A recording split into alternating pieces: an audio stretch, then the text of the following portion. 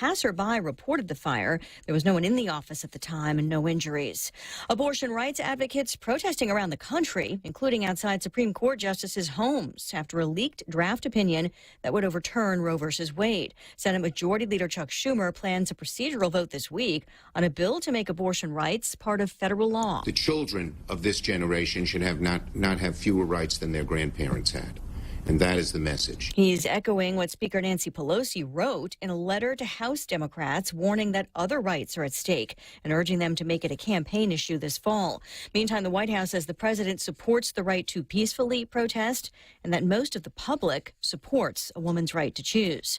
A law first used during World War II is updated to help speed military shipments from the U.S. to Ukraine. The Lend-Lease Act, just signed by President Biden. I want to thank members of Congress here for getting this passed and everyone who supported the bill. And the bill demonstrates the support for Ukraine is pivotal at this moment. He's also still asking Congress for $33 billion to give Ukraine more military and humanitarian assistance. Another steep drop on Wall Street. The Dow down 653 points at the bell. The S&P and the Nasdaq also falling to their lowest levels in more than a year as oil prices tumble back under $103 a barrel. America is listening to Fox News. Get big discounts on huge travel experiences with the First Hawaiian Bank United Credit Card. You can travel to destinations in the USA and receive 10% off selected United Airlines Premium Economy or Business Class airfares purchased through May 31st, 2022 when you use promo code FHB022. Visit any First Hawaiian Bank branch or go to FHB.com/United Fair Sale 10 for more information. Don't wait. Apply today. First Hawaiian Bank. It all starts with yes. Kings Guam World Tennis Tour, presented by GTA, is bringing international tennis back to Guam. 4 weeks of international play will swing into action with 2 weeks of juniors, followed by 2 weeks of pros, May the 15th through June 12th. The Guam National Tennis Federation will host world-ranked players who will be coming to Guam from all over the world. Netters will compete for ranking points and cash to improve their position among the world's best. Matches will be played daily at the Guam National Tennis Center in Harmon, starting May 15th through June 12th. Special thanks to our platinum sponsors, Dimension System, New Gen, American Medical Center, and Morico Equipment.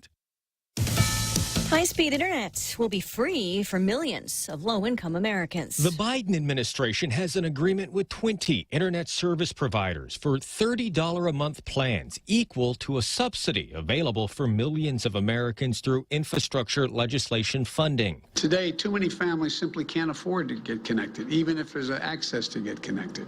So they go without high-speed internet, or they sacrifice other necessities in order to make it work. President Biden says the pandemic and remote schooling and remote work worsened a digital divide for lower-income families. About 30 million people are believed to still be eligible for the program. At the White House, Jared Halpern, Fox News. The same company hired for security at the Netflix event where comedian Dave Chappelle was attacked is reportedly linked to other high-profile events that ended in tragedy, including a country music festival where dozens were killed by a gunman in Las Vegas, and last year's Astroworld Festival, where a crowd surge killed 10. Contemporary Services Corporation is now facing criticism over its security after Isaiah Lee allegedly jumped over a barrier and tackled Chappelle, who was performing at the Hollywood Bowl in Los Angeles. It was Chappelle's own private security that initially intervened and subdued Lee, who was eventually arrested for misdemeanor charges, including battery. Fox's Mike Gunzelman, another comedian at the Netflix event, says a security guard ignored his concern about a man who had jumped the gate to get into the event with his backpack on just before Chappelle was attacked. A facial recognition startup company agrees to restrict the use of its huge collection of face images to settle allegations it collected people's photos without their consent. The company Clearview AI agreeing in a legal filing today to permanently stop selling access to its database to private companies or individuals around the U.S. And Lisa Brady, this is Fox News.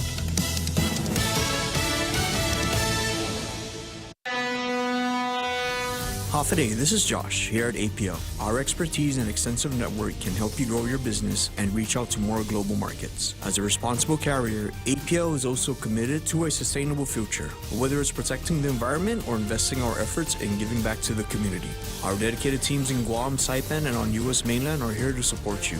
Call 588-4651 or visit www.apl.com. On March 4th, Guam Homeland Security sent an advisory warning about Russian cyber attacks and recommended Guam organizations strengthen their cybersecurity postures. You might think your small business isn't at risk, but as businesses use more cloud and web-based tools, they're exposed to cyber attacks designed to snare victims of any size. Keep your organization protected with GTA's multi-threat security bundle. Visit gta.net or call 671-644-1000 for a free consultation today. What's for breakfast at KFC under $3.95, you ask? What's for breakfast at KFC that's different than the other guys, you ask? KFC's chicken wrap, sausage wrap, the Colonel's chicken congee, chicken fried steak, sausage biscuit and gravy, and biscuit sandwiches made with KFC's original fluffy biscuits. All for under $3.95 and all only at KFC.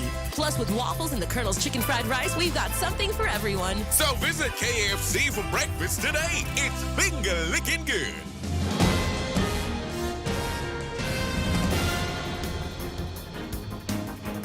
Off a day, it's 6:06. I'm Montesova Tyron with a look at your local news on The Point. Well, don't ditch your face mask just yet, as there still stands a chance that the governor will reimpose her mask mandate. The governor, in a story in the Guam Daily Post this morning, says that she'll likely extend the public health emergency even beyond the June 3rd expiration date. And while she continues to monitor COVID trends throughout the nation and the world, should there be any spikes in cases here, she could call for the reissuance of her mask mandate. Governor Leon Guerrero reported in the Post that there is still $344 million in American Rescue Plan funding to move around for pandemic aid and recovery. She says she'll likely extend the state of public health emergency declaration, citing the need to be ready with resources should the new COVID-19 surges in the Asia-Pacific region and in parts of the U.S. find their way to Guam. The states have seen upticks while parts of China are back on lockdown. She says her tracking indicates that there's still surges throughout the world, especially in the Asia-Pacific region. So she just wants to keep us where we are prepared and ready to respond should that occur. Now, should Guam have another major surge, she says the first mandate that will be reinstated would be the wearing of masks indoors and in public settings. The governor also said that she's looking to deliver her 2022 State of the Island address in mid-June or early July. It's delayed.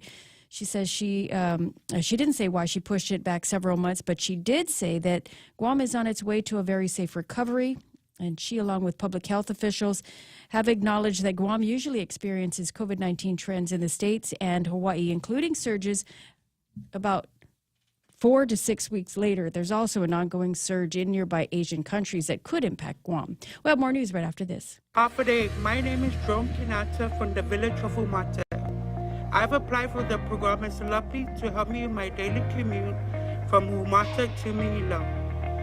Thank you to this administration for the program in Salapi. The application deadline for program in Salapi has been extended to May 22nd, 2022. For more information, please visit doa.guam.gov. This ad was paid for by the Office of the Governor using government funds. Guam police are investigating the break-in at a mail service in Dededo. The Post reports that the break-in took place at Mailbox Services. Contracted postal service up in Dededo happened twice on Mother's Day weekend. The security footage was shared with the Guam Police Department and the Postal Service. It shows a light-colored Toyota with a cracked windshield parked in front of the office on Saturday. A man whose arms were filled with what looked like packages and letters is seen putting the items into the car and driving off. And then a second video shows a dark blue or black Toyota Corolla pulling into the Postal Service on Sunday. One of the men is seen getting out of the car and making his way into the post office. The driver of the vehicle shown getting out of the car and then after a couple of minutes popping open the trunk and transferring the contents into the back of the vehicle.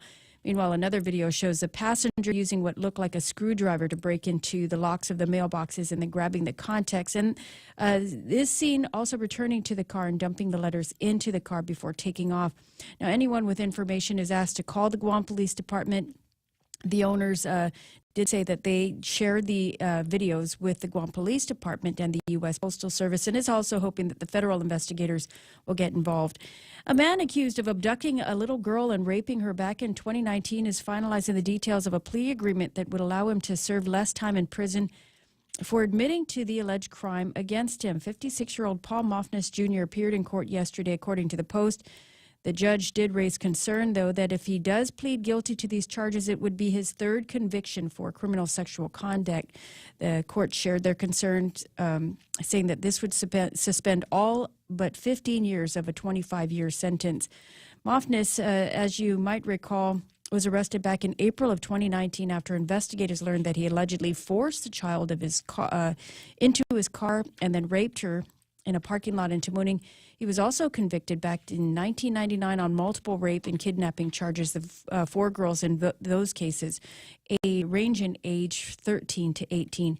Also, 2 brothers who were arrested after being accused in a burglary reported in a home in Dededo on Saturday were arrested. 27-year-old Shannon Perry and 28-year-old Mark Perry, each charged with burglary as a second-degree felony, along with theft and criminal mischief. According to court documents, the victims told police that they were in the process of moving out when the burglary occurred. The victims allegedly told police that they returned to their residence and found the front door pried open and all of their items strewn about, and $500 worth of tools were missing. The victims had seen both of the Perrys outside of their residence. Shannon Perry allegedly told police that he forced open the extension of the residence because his relative had been trying to evict the tenants, adding that he assumed that they no longer lived there. Shannon said that he was clearing out the place, while his brother allegedly told police that he was also helping his brother clear out the residence when he saw the tools and took it, believing that the victims had abandoned it. And those are your top stories here on The Point. Here's Ray with the actually trying to sort out the numbers in the Philippine election here. Got this Marcos Bongbong, PFP, 26,681,414. 26 million votes leads Robredo by 14 million votes. And according to some people that are watching this, they say, game over. Yeah. Game over. They didn't like him. I mean, they had all kinds of crap to say about him, but they voted that for Marcos him. boy, that bongbong. He's a criminal. But we're going to vote for him anyway. We're going to relive the Marcos era, and then incredible numbers. 28 million people voted for him. 26 million so far. And they say, unbeatable, unrepressible, and we'll watch and see what the screaming and yelling sounds like in the next hour or so. Coming out. Is that what they say there, man? Biba? I don't know if that's a Biba there or whatever. But congratulations, I suppose. He might open travel again once he gets back. Well, that's the question that I have. Yeah. Is I really has never really mattered to me in my adult life who was the president of the Philippines. Drug dealers will get to live. Well, maybe. So anyway, we'll see what other numbers we can get you as the morning commences. There's a couple of question marks that I have over how they do all of this, but according to folks that are watching the polls, including Candid News, it's game over. 83% of the votes are in, and Bongbong has got 26 million of them at this time. 6:13 in the morning. Weather for today, mostly sunny, highs near 88 degrees. I was looking at the weather map a little bit earlier. It looks like we're still going to have some of that high cloud cover moving in from the west. That's what the satellite indicates. Highs near 88 degrees with a heat index. It'll feel like 94. Winds east up to 15 miles an hour. Gusty up to 20. We've got partly cloudy skies in the forecast for tonight. Again, partly sunny tomorrow with highs near 88 degrees. Partly cloudy tomorrow night. Overnight low should be about 78 degrees. Today's Tuesday, right? Okay, I thought I was worried. I always have that feeling, like there's that feeling like when your chair's going to tip over and you catch it at the last second. I always got that feeling about did I forget something at the house? Did I forget to take the trash out? It tickles, right? Feed the cat, turn off the open flames, that kind of thing. Yeah, it's a tickly feeling, and I do kind of like it. 20% chance of rain today. Sunrise this morning early at 5:56, and sunset tonight is going to be fairly late, about 6:38 as we move into what are going to be the longer days of the year. It's good if you like to be out in the sunshine, bad if you have power bills. 6:14 in the morning, there's news and weather together, brought to you by Bank Pacific, banking on the Pacific for 67.5 years. Is your business ready for digital transformation? The latest Wi-Fi technology is here, and it's Docomo Pacific's WorkPass, powered by Plume. WorkPass unlocks connectivity, productivity, and security tools all in the palm of your hand. Access features like adaptive Wi-Fi, guest and employee networks, evolving AI security, plus so much more. To learn more about WorkPass, visit business.docomopacific.com. Docomo Pacific Business. Work better together. The Federal Reserve is starting to increase interest rates to fight inflation, but they're still so low, making it the perfect time to refinance your home, to lower your rate, and perhaps take advantage of its increased value to put some cash in your pocket during these uncertain times. Cash that you can have the freedom to access when you want, where you want, with your Bank Pacific Visa debit card. Lower your rate, put cash in your pocket. Access your cash when you want, where you want, with your Visa debit card. Brothers put branches, we place roots, and we're rooting for you. Equal housing lender, credit conditions apply. Hey, Ray Gibson Show being brought to you by my friends over at American President Lines, a global presence with a local home. In fact, I think speaking of friends, Carl Meyer aboard the Herodot had sent in a picture a little bit earlier. Let me see if I can get this thing up on the screen. Not sure if it's sunrise or sunset. You know, I can't tell. I don't know. Breakfast, dinner? Bow wow, quack, quack. I couldn't tell you. Anyway, global presence with a local home, where the hell that is. But thanks, Carl. I appreciate it. It's a pretty picture. And also being brought to you by Ron and Kim over at Security Title. What you got working over? You buying something? How about ensuring, and this is what they do, that the title of the property has no glitches on it that is going to slow down the process or make it so that like 10 years after you've moved into the house, somebody comes in and says, what are you doing living here? This is my mom's place. Check it out over at Security Title the next time you are doing some buying or selling. The Ray Gibson Show. Morning talk that matters. Call now, 888-TALK. That's 888-8255.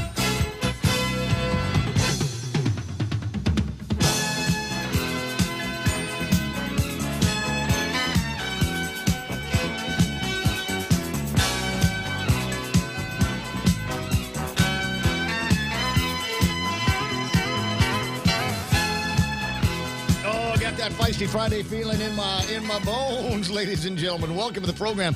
Excuse the mess. It is the Ray Gibson Show on 93.3 The Point. My name is Ray, as usual. Just crazy. It's just nuts about being here with you today. I'm not gonna tell you too much about it. But I'm doing some skunk works here, right? So last week we lost Facebook for a couple of days, and I said, thank God, at least we've got the YouTube side populated by guys like Lupang Guam and Booney Dog Chamorro and James Howard, et cetera, on the YouTube side. At least we had that as an ark, as a sanctuary, in case we lost the Facebook side. And so I was talking with the developer. And I said, I don't like to have too many eggs in one basket. And he says, I'll teach you a trick.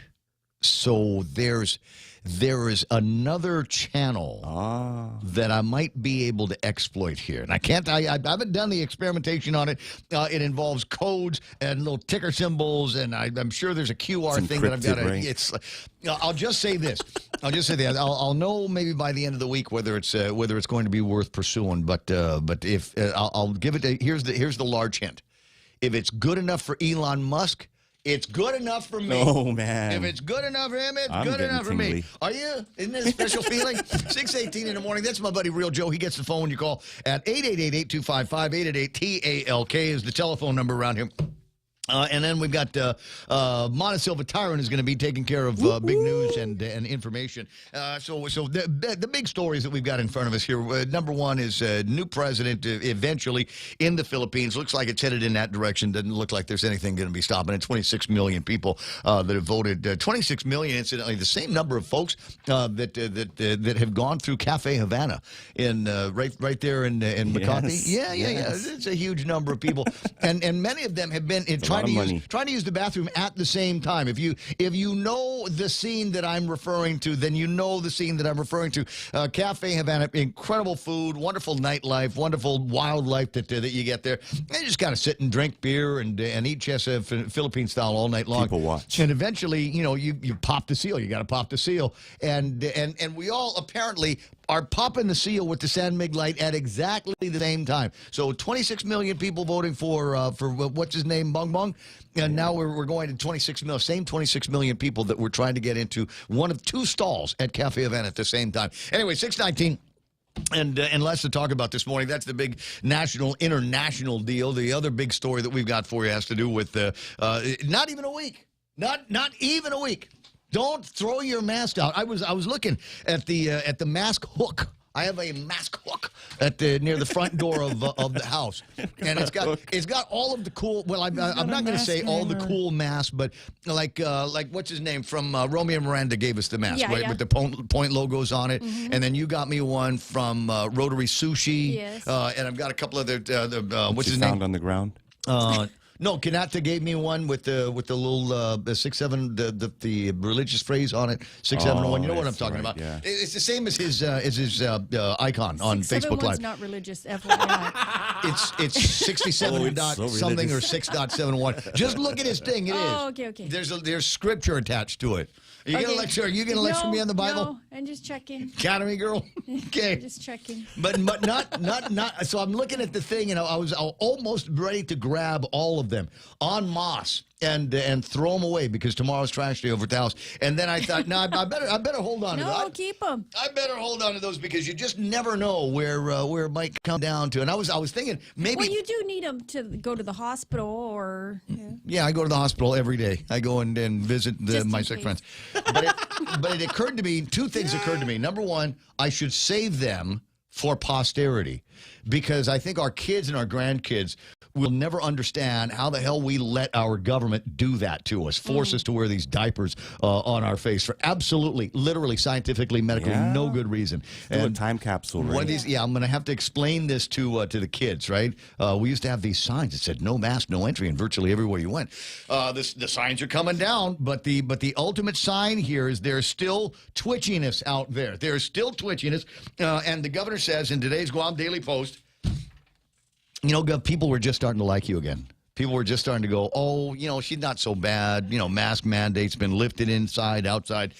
Should Guam have another major surge?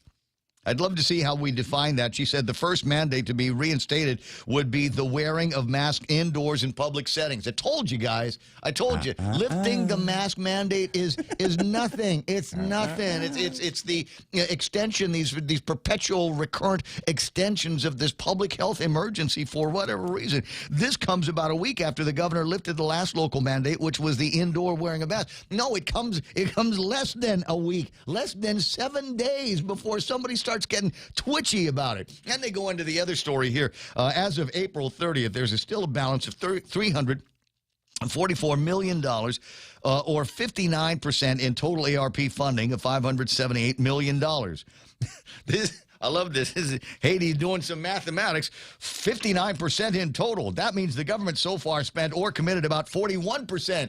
You mean 41 and 59 equals 100? I appreciate that. This ought to be one of the Schoolhouse Rocks things. 49 and 51. Gotta milk it, Ray. Okay, definitely got to milk those down. So we had $234 million that had been committed, $344 million left of that amount.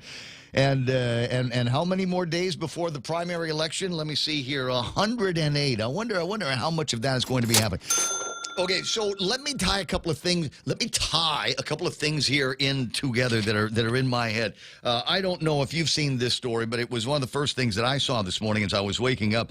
Governor DeSantis in Florida, in FLA, has put together now. Hold on a second. Let me see if I can find this. Find the story. They changed them. There it is.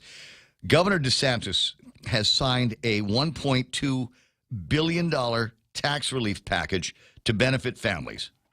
$1.2 billion. Going to the Epoch Times here this morning. I'll see if I can find out some of the things that are in there. Diapers. No more taxes on diapers if you were living in Florida right now. I think they're going to be doing liquid fuels. I'm pretty sure they're doing medicine and shoes, sporting events, things like that. Oh, they're going to have a day, the Freedom Day, that they're referring to in this package. A freedom. Also, no more gay tax. I'm not sure about that. The bill, HB 7071, will enforce a 1-year sales tax exemption on a wide variety of items. Yes, gasoline, no more taxes on gasoline, tools for skilled trades, tickets to certain sporting events. Starting on July 1st, Floridian families will benefit from a year-long tax break on diapers, clothes, and shoes for babies and young children. DeSantis announced a number of special tax holidays that will occur through the year, including Freedom Week in the first week of July, when the state will suspend sales taxes on recreational activities. The governor attributed rising prices to Biden-inflation headwinds and blames the administration's handling of the economy. Now, how is he able to afford this? My goodness, aren't there people? Don't they have people like Joe S. in Augustin in Florida going, "What are you talking about? We got to do tax holidays. We've got to take care of pay raises. Where's that money going to come from, DeSantis?" And you know where the money is coming from? ARP. Biden, it's all of that money, 300 and we've got got $344 million that remain unspent, and they're saying, well, why can't we have a tax holiday here? Why can't we have a tax rebate here of one kind or another? If they're able to do it there with these federal dollars that came from Biden to beat Bidenflation, why can't we do something like this? Or have we already committed that $344 million, as Ken would say, to special interests? Pork barrel politics? Is it? Oh no, he's got me crazy. He's got me saying all that stuff. The big guy has got to get their share. 627. And if you're going, well, DeSantis, Republican, conservative, out of the Hawaii Free Press today. Stand by. Here's the story. I'm gonna hold that up. Hawaii lawmakers could approve a $300 tax rebate this week. Bill 514 was sent to conference committee last week after the Senate disagreed with House amendments. The bill's language now specifies the state will give $300 checks to individuals earning less than $100,000 and couples earning less than $200,000. Their version, I suppose, of the Programan Salapi, but they are moving in that direction in Hawaii. Don't try the Hawaiian words, as Ray. well. Sorry. Don't try the Hawaiian words. How do you say big guy in Hawaii? I don't know. 6:26 in the morning on the Ray Gibson Show. Lots and lots of stuff for all of us to get to, but we cannot get to this until we start talking and referring to and welcoming these bongbongs here. Sometimes you want to go where everybody knows your name, and they're always glad you came. You want to be where you can see our troubles are all the same. You want to be where everybody knows your name. You want to go where people know people are all the same. You want to go where everybody knows your name. Everybody, 6:27 in the morning. There are voices in Hawaii that are saying it should not be means tested. They're not saying the $300 going out to folks making less than $100,000 should not be means tested at all. I mean, $100,000. I want to say that's what you have to be earning in Hawaii to live in a decent house or apartment. Just that little amount of money barely getting by. Barely getting by. $100,000 income, and now literally you're just getting by in Hawaii with the cost of living and the cost direct of a deposit to direct deposit. Gallons of milk. 6:27 in the morning. What have we got here? Top 10 and a whole gaggle of different names in the top 10 this morning, including at number 1, Chief Growler Nick Perlosky. Good to have you. Yeah. Nick is the number 1. Henry Manglodia checking in at number 2. Good to see your name there in a whole different mix of names. I'm not sure what happened. Is it possible that they shuffled the algorithm in honor of Elon Musk over at Facebook? Let me see. I got Brad, as in Brad Wood at number 3, Lena McDaniel, Mark and Francis Ishmael, Patty Santos. Is it Santos? I think it might be Santos. It might be Sublime. I'll check in a second. But we've got M.T. Farron, John Ray Titano, former governor, Carl T.C. Gutierrez. Just bring it back. Ain't no sunshine when he's gone. I just got to... Sorry, it was in my head. I couldn't help it. It was Patty Santiago was the name I was looking at. John Ray Carr and Keena McCausland round out the top 10 here this morning. There are others. Dale Audette, Benidosu Tautau is there. Rico B, big man. Rico B is online. Man, Rico, glad you're alive. Rico, I need your summary. I need your summary and your thoughts, your conclusions on what the election in the Philippines means for Guam. Actually, I kind of want that from Carl Gutierrez as well. It's mega. I know. It's mega, Ray. Thrilling. That'll be thrilling. A mega madness with Bong Bong in their version of the White House. Scott K. Armstrong is there. Good morning to Sabine Chargaloff. I got Chet Uggan, Anna Marie, Jose Tetpago Jr., Tim Zedeker saying good morning. It's Taco Tuesday. Have a great day, everybody. I think every day should be Taco Tuesday. Anthony Bennett, Lujan Duenas is online. I see... Harvey Egna. Remind me a little bit later. Reba Harvey.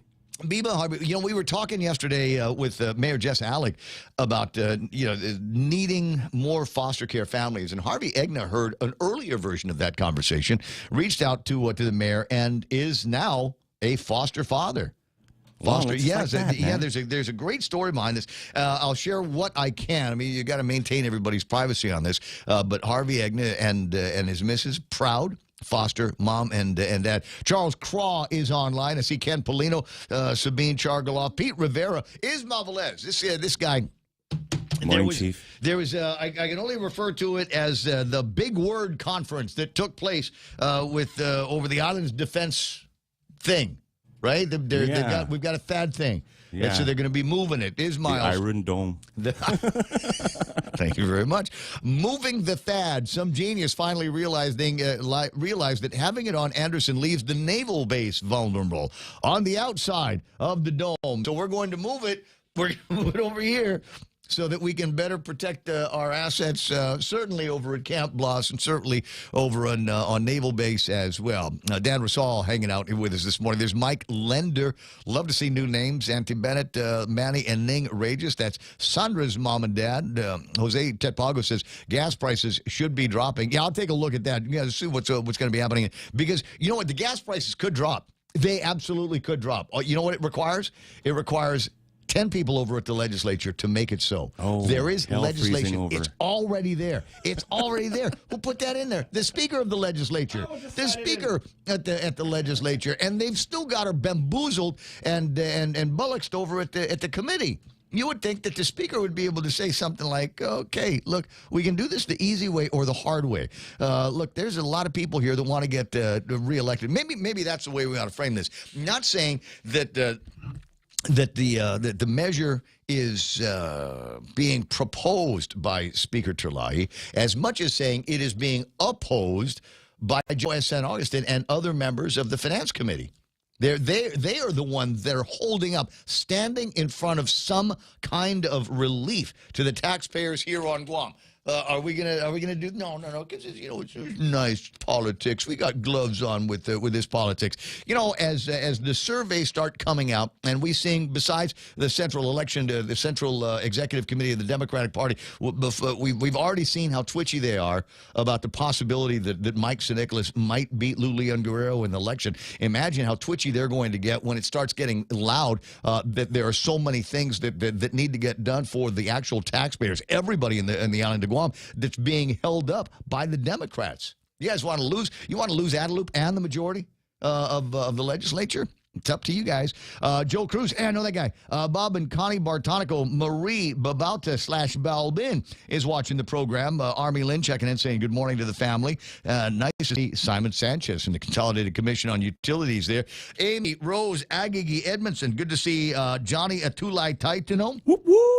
Let's go fishing, bro. Yeah. Let's go fishing. Let's go, Marine. Come on, we can do this. Ismael says, good. Nice connection we are making here, Ismael, that we're talking about rolling out high-speed broadband, high-speed internet. All the people of the United States of America. Why would we want to do that? So many people, so many services, so much information that's available on the 5Gs on the internet. Imagine just how democratically free we would all be if we were connected, if we all had that internet connection.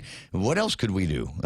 Ismael says, got to give that free broadband to remote locations who have no 5G. I mean, how else are they going to be able to monitor you 24 hours a day, 7 days a week? Tinfoil hat, Ray. I'll make one for you, bro. Oh, dude, everything is going to be connected. Everything is going to be connected. It's already connected. The CDC has already bought tracking data. There's a report I might read to you somewhere about how they were able to determine a thing in Hawaii in particular, and they did it here too, because they were able to get information, travel information from location data that is on your phone to determine whether, when they said we have to lock you down, whether you stayed locked down. We can also track whether you went to clinics, whether you went to the hospital, whether you went to Kmart, whether you went to Ross. What were you doing in these times? Now, it's all de-anonymized, or it's all anonymized, is what they're saying. Yeah, it's just aggregate data, whatever. But it's still data. It's still data. People were watching where you were going and what you were doing. Did you know that they intended to do that with it? And the tinfoil hat applies to liberals and lefties as well. Some of my liberal lefty friends that are women there's a tracker on the phone. I forget the name of it. I think it's called Flow or something like that, FLO, and it helps women track their periods. And that, guess what? All of that works, Ray. Thank you very much. All of that data, ladies, is out there. It is memorized. It is collected, and yeah, we know why you're mad. When you're mad, they will see. We know it's coming, man. Ismail is just making a point, and I'm backing him up on this. There's all kinds of data on your phone, and even though they say it's anonymous, who's to say at what point the government, Big Brother, out of an abundance of caution and for your own protection, decide that they need to know which of half a dozen bars you go to on a regular basis. Just saying, guys. Jerome McDonald is there. So when government offers you something for free, like free internet, like here's your free phone, yeah, just know that there is no such thing as a free lunch, guys. Free COVID test. Heard it from my dad, and it's still true today. James Howard online, just checking in on this side to say hello. I got pretty Sarita Garin. Ken LG, I wonder how many of the Red Queen waivers signed for leave to stand with her at the ITC building. As I said, COVID-19 took a break yesterday. COVID-19 public health emergency took a break yesterday so that we could go out there and wave and say thank you very much to all of the frontliners. A beautiful, beautiful, if empty gesture. Very, very nice. I got, let me see, Greg Baz Knight on the program. What's that? Good morning, Guam and all the Point Familia. James Howard remarking that Joe Cruz is not wearing any underwear. Armando Dominguez, yes, that one is online. Joanne Titano, Cousin Troy from Candid News Online. Good morning, my favorite cello. It's good to have you there. Brendan Fausto. Viva. Our favorite Gigo Marine online. Well, one of our favorite Gigo Marines. Mike Grace Blas, Pat Saho, Patty Cruz, Armando Sabine Chargaloff, who says he's not going to believe what James Howard says without any evidence. We'll give you the link to the OnlyFans site just a little bit later on. Renee Amwan, Anya Sablan Leon Guerrero. I want to say thanks very much for my birthday gifts. Much appreciated. Mark Voigtland checking in from the free zone. CJ Silva is online. That's my brother. That's so familiar. Hi, Chris, did he post a picture of a new kind of Denancy that they might be enjoying? I thought I saw that online here. Luis Hortillosa saying, good morning. Maybe we should get our Filipinos on Guam to elect the first Filipino governor like in Hawaii. Okay. Okay with me. Anybody want to make the first nomination? Yeah, death penalty, everything. They had death penalty. Bro, Louis, they had a chance. Dennis Rodriguez ran for governor a few years ago. That's right. And I don't think he's going to. Where are they now? Last time I saw Dennis Rodriguez, I saw him in pictures with a bunch of people wearing all-in shirts. Oh, you don't say. So I don't know that that's going to happen. Joy and Pinko, Belen Sidel, she multiple hearts on her thing again here this morning. James Howard says death by fire ants. That's too good for some people. Stephen Applegate, repeat offender, child rapist. Says just kill it with fire. I'm trying to figure out just who the hell is in charge of things over at the Attorney General's office that is talking about plea deals for somebody that's already the level one, first degree level one criminal sex offender that we've got here on Guam, and he's lucking into some kind of a plea deal, and Senzan's going to let him get away with that? Well, no, it sounded like she had concerns with it, so I'm. Well, more information, not Still less. pending. Why are we doing that to our children? Why are we sending that message out to all of the criminal sexual guys that are out there? Margaret Estacio watching. Luis Hortilloso again. I saw a group of Filipinos campaigning for Lou and Josh, and maybe it's that time to focus their efforts to help elect the first Filipino governor. So okay. How about Siegfried? Siegfried Lanzanen. Vote for me. Oh, Linsanen. Linsanen. Yeah. Vote for me. So here's the thing. You jettison Josh. Get rid of Josh and have Dennis Rodriguez come in. Because I mean, didn't it feel like, I mean, for a while No, when but if you think about our bloodline, all of us will have a little Filipino in us. It's gotta be. there's a joke and I can't do it on the radio. No. Elwin Jampaco Quitano says the economy of the Philippines will now improve tremendously in shoe sales.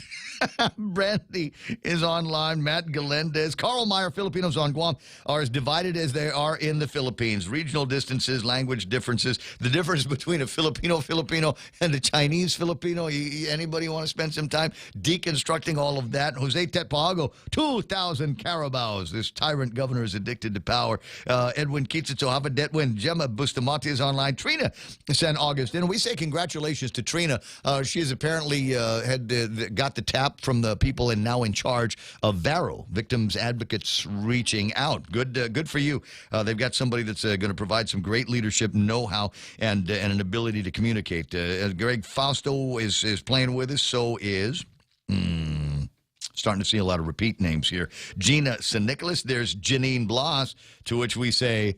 Hi, Janine. Nice to see you here this morning. You look so pretty. Jennifer Leon Guerrero, Mendiola, Bill Petit, Cheryl Ochai, Francis Salas, Jose Martinez. What you got? What you doing, Gov? Milking it, but we don't have a cow. We have oh man. Ava Heather Perez, Jose Tetpagu, Ken Brown checking us out from the States, Vivian Castro Leon, Jason Dinkle, and Doris, our running pal, is online. Frank Menno, also known as Bunker. Biba. Renee Lau is online. It'd be interesting to see what he's excited about here this morning. What's that, Elwin? I believe in Mike since he did what he promised to do in D.C. Nobody else kept their word for the people. Careful, Peter Santos will chime in, and then you guys will be just fighting with each other all morning long. Hope you got nothing else to do with the rest of your day. Big Sister Shelley's online, says nothing applies to liberals. Hava Sarah Lake and Ken Brown checking in with his prices. A gallon of regular gasoline, $5.29. That includes 51 cents a gallon for the California gasoline tax. See, and that's something, again, that we could be spared here. Who else is playing around? Oh, that's it. JB San Nicolas online. Where are we now? It's 6. Oh, God, 6:41. Oh, God, look at the time. Oh, my gosh. Oh, my God. Look at me. No, really, look at me. I like it. It's 6:42 now, and we're getting to traffic and all the other crap that's in my head on the other side of news and headlines with Mana Silvatara. And Havamana, what happened? A real quick one. The governor is going to give her State of the Island address probably in June or July. The speaker has been pushing to get the State of the Island address. She didn't say why she's going to push the address back, but she did say the Guam is well on its way to a very safe recovery, she says. Meanwhile, she did say that she's expected to extend her public health emergency beyond the June 3rd expiration date. She'll probably do that before the expiration date, though. And she says if she does see a surge in any cases here on Guam, she could reimpose some of her pandemic restrictions, one of which, the first one that she's going to look at, is the face mask for indoors and public places. And those are your headlines right here on The Point. Okay, gotcha. She said July? June or July. June or July. All right. Later is probably better. I mean, the closer to the election, so that you've got an opportunity to, just put as much of this in the past behind us. And so we've got the nice May, June, maybe July around liberation and things like that when everybody's happy. Oh, yeah.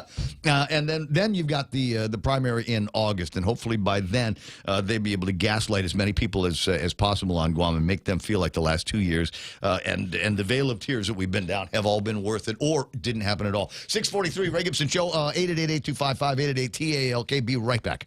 Family Finance has been serving the people of Guam since 1959, and they will continue to be there for you in the years to come. Get a personal loan for that summer vacation or to pay off those long overdue bills. Family Finance has got you covered. Apply for a personal loan from $1,000 up to $3,900 by calling Family Finance in Hagåtña, now at the old Nanbo Insurance Building at 475-4545, Upper Tumon 647-5626, or in Dededo 633-4473. Family Finance, here to serve you. Everyone has a busy schedule these days, and sometimes we forget to schedule our routine dental checkup and cleaning. Don't neglect your dental health. Schedule one today with Dr. Robert Yang and his Smile Team, conveniently located at the East West Business Center on Marine Drive, Upper Tumon. Call us today at 647-8702 or 3 Again, that's 647-8702 or 647-8703. We make smiles happen. Isn't that nice? Portions of the program brought to you by Wendy's with the new Hot Honey Chicken Biscuit, spicing up your morning. All white meat breakfast chicken filet, drizzled with hot honey sauce and served on a warm, fluffy buttermilk biscuits. Great way to get your day started with a Hot Honey Chicken Biscuit at Wendy's. We got you.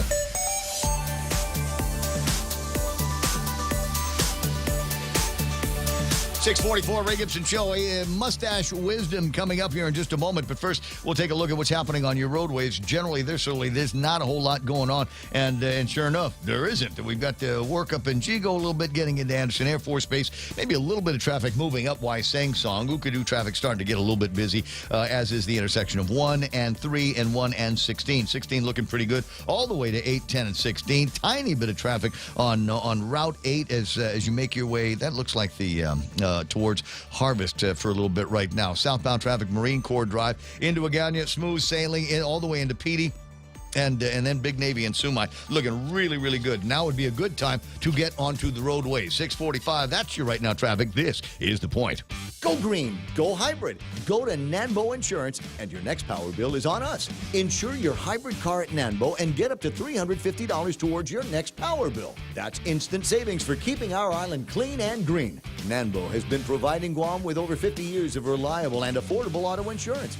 At Nanbo, it pays to go green. Terms and conditions apply. Visit nanbo.com or call 477-9754 for details.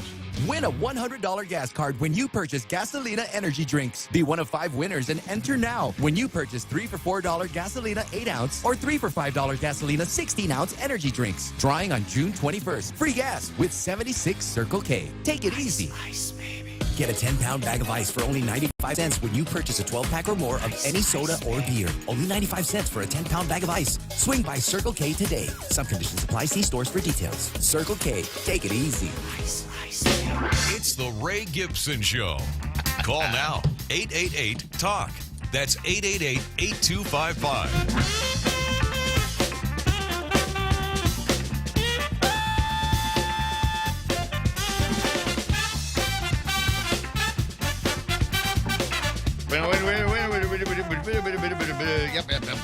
It's 646 Ray Gibson Show. Tuesday morning, correct? Is that where we are? I like this. Picture on the screen. Guy saying, I'm fat, but I identify as skinny. Oh, yeah. I'm trans-slender. Translender? Translender. Yes, thank you so much. I appreciate the creativity. That's from the meme machine. And the meme machine is how people communicate with me visually on this form of visual radio that we do here at the radio station on the daily. And we do it in the morning. We do it in the afternoon. Bob Klitsky's got Tall Tales working in the afternoon. In fact, I've got Bob Klitsky on the line right now. I just got a note. But there's a notice in the newspaper here about the Cannabis Control Board. They've got a meeting. This is the week.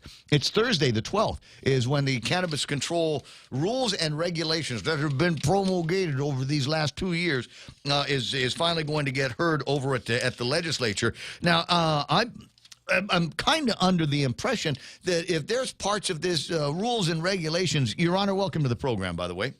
Good morning, Ray. I'm kind of under the impression if there's some rules and regulations that enough people get up and say, you know what, we don't like this. We think this part sucks. Then the legislature can take a blue pencil and X that out and change it with something else, and then it will be part of the new rules and regulations. As an example, T.J. Mendiola has made, and others have made a big deal about the kind of nutrition that you can give these plants. The Cannabis Control Board wants it to be all 100% natural, free-range nutrition. But the guys in the industry are saying, you know, we can do a whole lot better if we use some synthetic nutrition, make for bigger, stronger, healthier plants.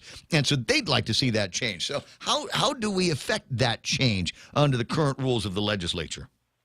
If the legislature doesn't like a provision in the rules that lay before them, then what it needs to do is disapprove the rules with a finding in the rules that the rules should be changed and send it back to the agency. That's it. But they cannot on their own make that change? Nope. Can they adopt the rules and regulations as promulgated by the Cannabis Control Board and then in later administrative legislation change it? In legislation, yes, or they can do it at the same time, but you can't change rules. The legislature can't change the rules. So an astute legislature, which is far from what we have here, okay. could take the offending section, develop legislation to correct the offending section, introduce a bill, go through the regular procedures for the bill, pass the bill, and approve the rules at the same time. They could do it that way. But then you'd have a combination of rule and legislation, which can work, but it becomes a problem. And I'll give you a classic example of what I'm talking about. I feel a lesson about the Guam Election Commission coming up. Well, actually, the Chamorro Land Trust Commission is the best example of how not to do things. But and this is where this arose. After the Chamorro Land Trust Commission was reactivated judicially, the 1975 statute said there had to be rules and regulations. Well, like everything else, the Chamorro Land Trust Commission at the time didn't do that. So the 23rd legislature said, we'll do it, by God. And they put together a set of, put some words on paper that they labeled the Paul Bordallo Rules and Regulations, passed it, and it became Public Law 23-38. But because it was not a rule or regulation, it never appeared in the compiler's workup of rules. So you can't find it there. And because they didn't assign it to any place in the Guam Code annotated, you can't find it there. So the so-called Paul Bordallo rules are actually statutes, but the only way you can find the statutes is by employing oral history. You have to know somebody who actually knows what I just told you.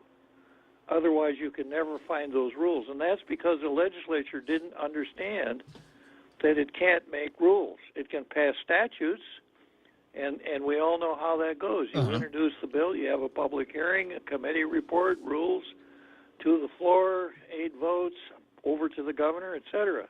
But you can't make rules at the legislature. So in the case of those Paul Bordallo, but so as you said, the only way that you can cite them is you got to find an old guy like you that remembers all of that stuff when it happened. Could not a smart legislature then take a look at what they had already passed and then apply to the Guam Code annotated? And give it an actual section? It could, yeah. They could take the old Paul Bordallo rules and regs and codify it, turn it, say, yes, we are working on this, we are amending this statute by assigning it to a place in the Guam Code annotated. But they can't assign it to a place in the Guam, theoretically a legislature can do anything. But I mean, unless they want to really do violence to the system, that would be the only way they could make it findable. What a fascinating world. I've seen now when we were talking about departments and agencies, I was thinking about a couple of loopholes and duplications in the Guam Election Commission. But then you reminded me about the Chamorro Land Trust. But I thought I heard you say on the radio maybe a week ago that maybe the worst department division in the entire government of Guam is the Guam Ethics Commission.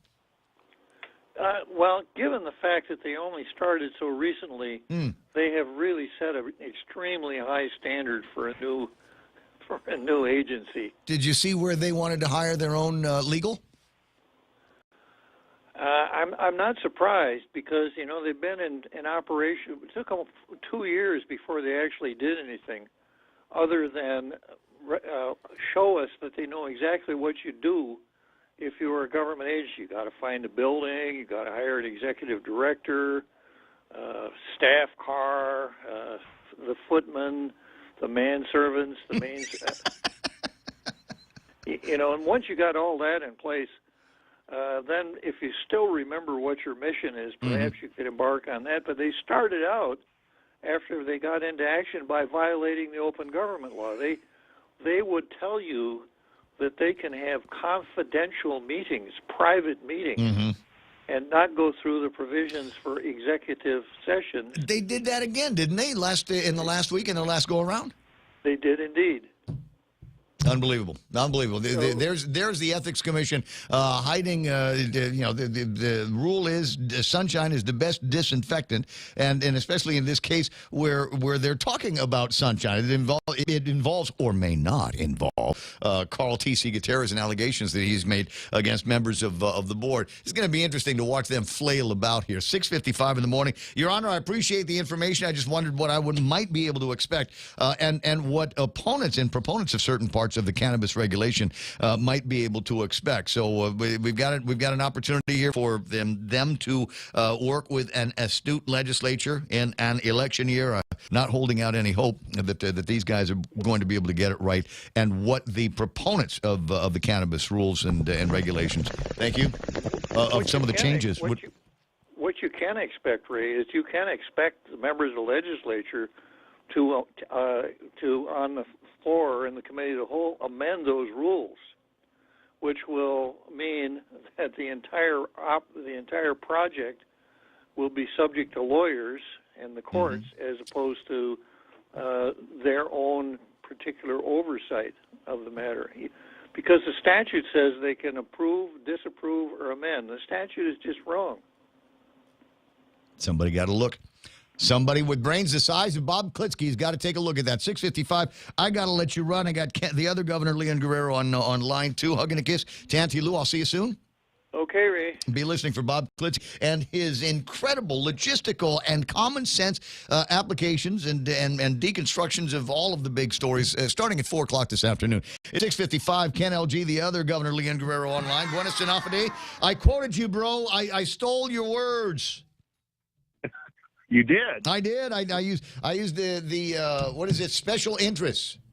And pork barrel, Ray. And pork barrel. How dare you?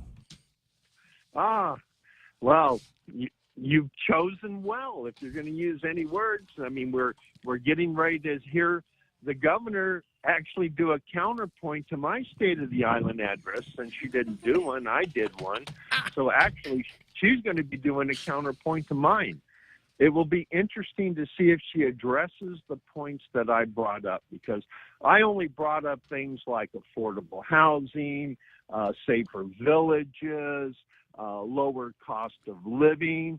And so it'd be interesting to hear her counterpoints, but it sounds like she's going to deflect, and she's going to stand there and talk about how much safer we are because she exists, and how much safer we are, but we still need to stay in lockdown, and even though we're safe, we're still in an emergency situation. So it's going to be a real interesting. My God. Time. Yep, 6:57 in the morning. I'm going to be interested to hear how we spin those yarns myself.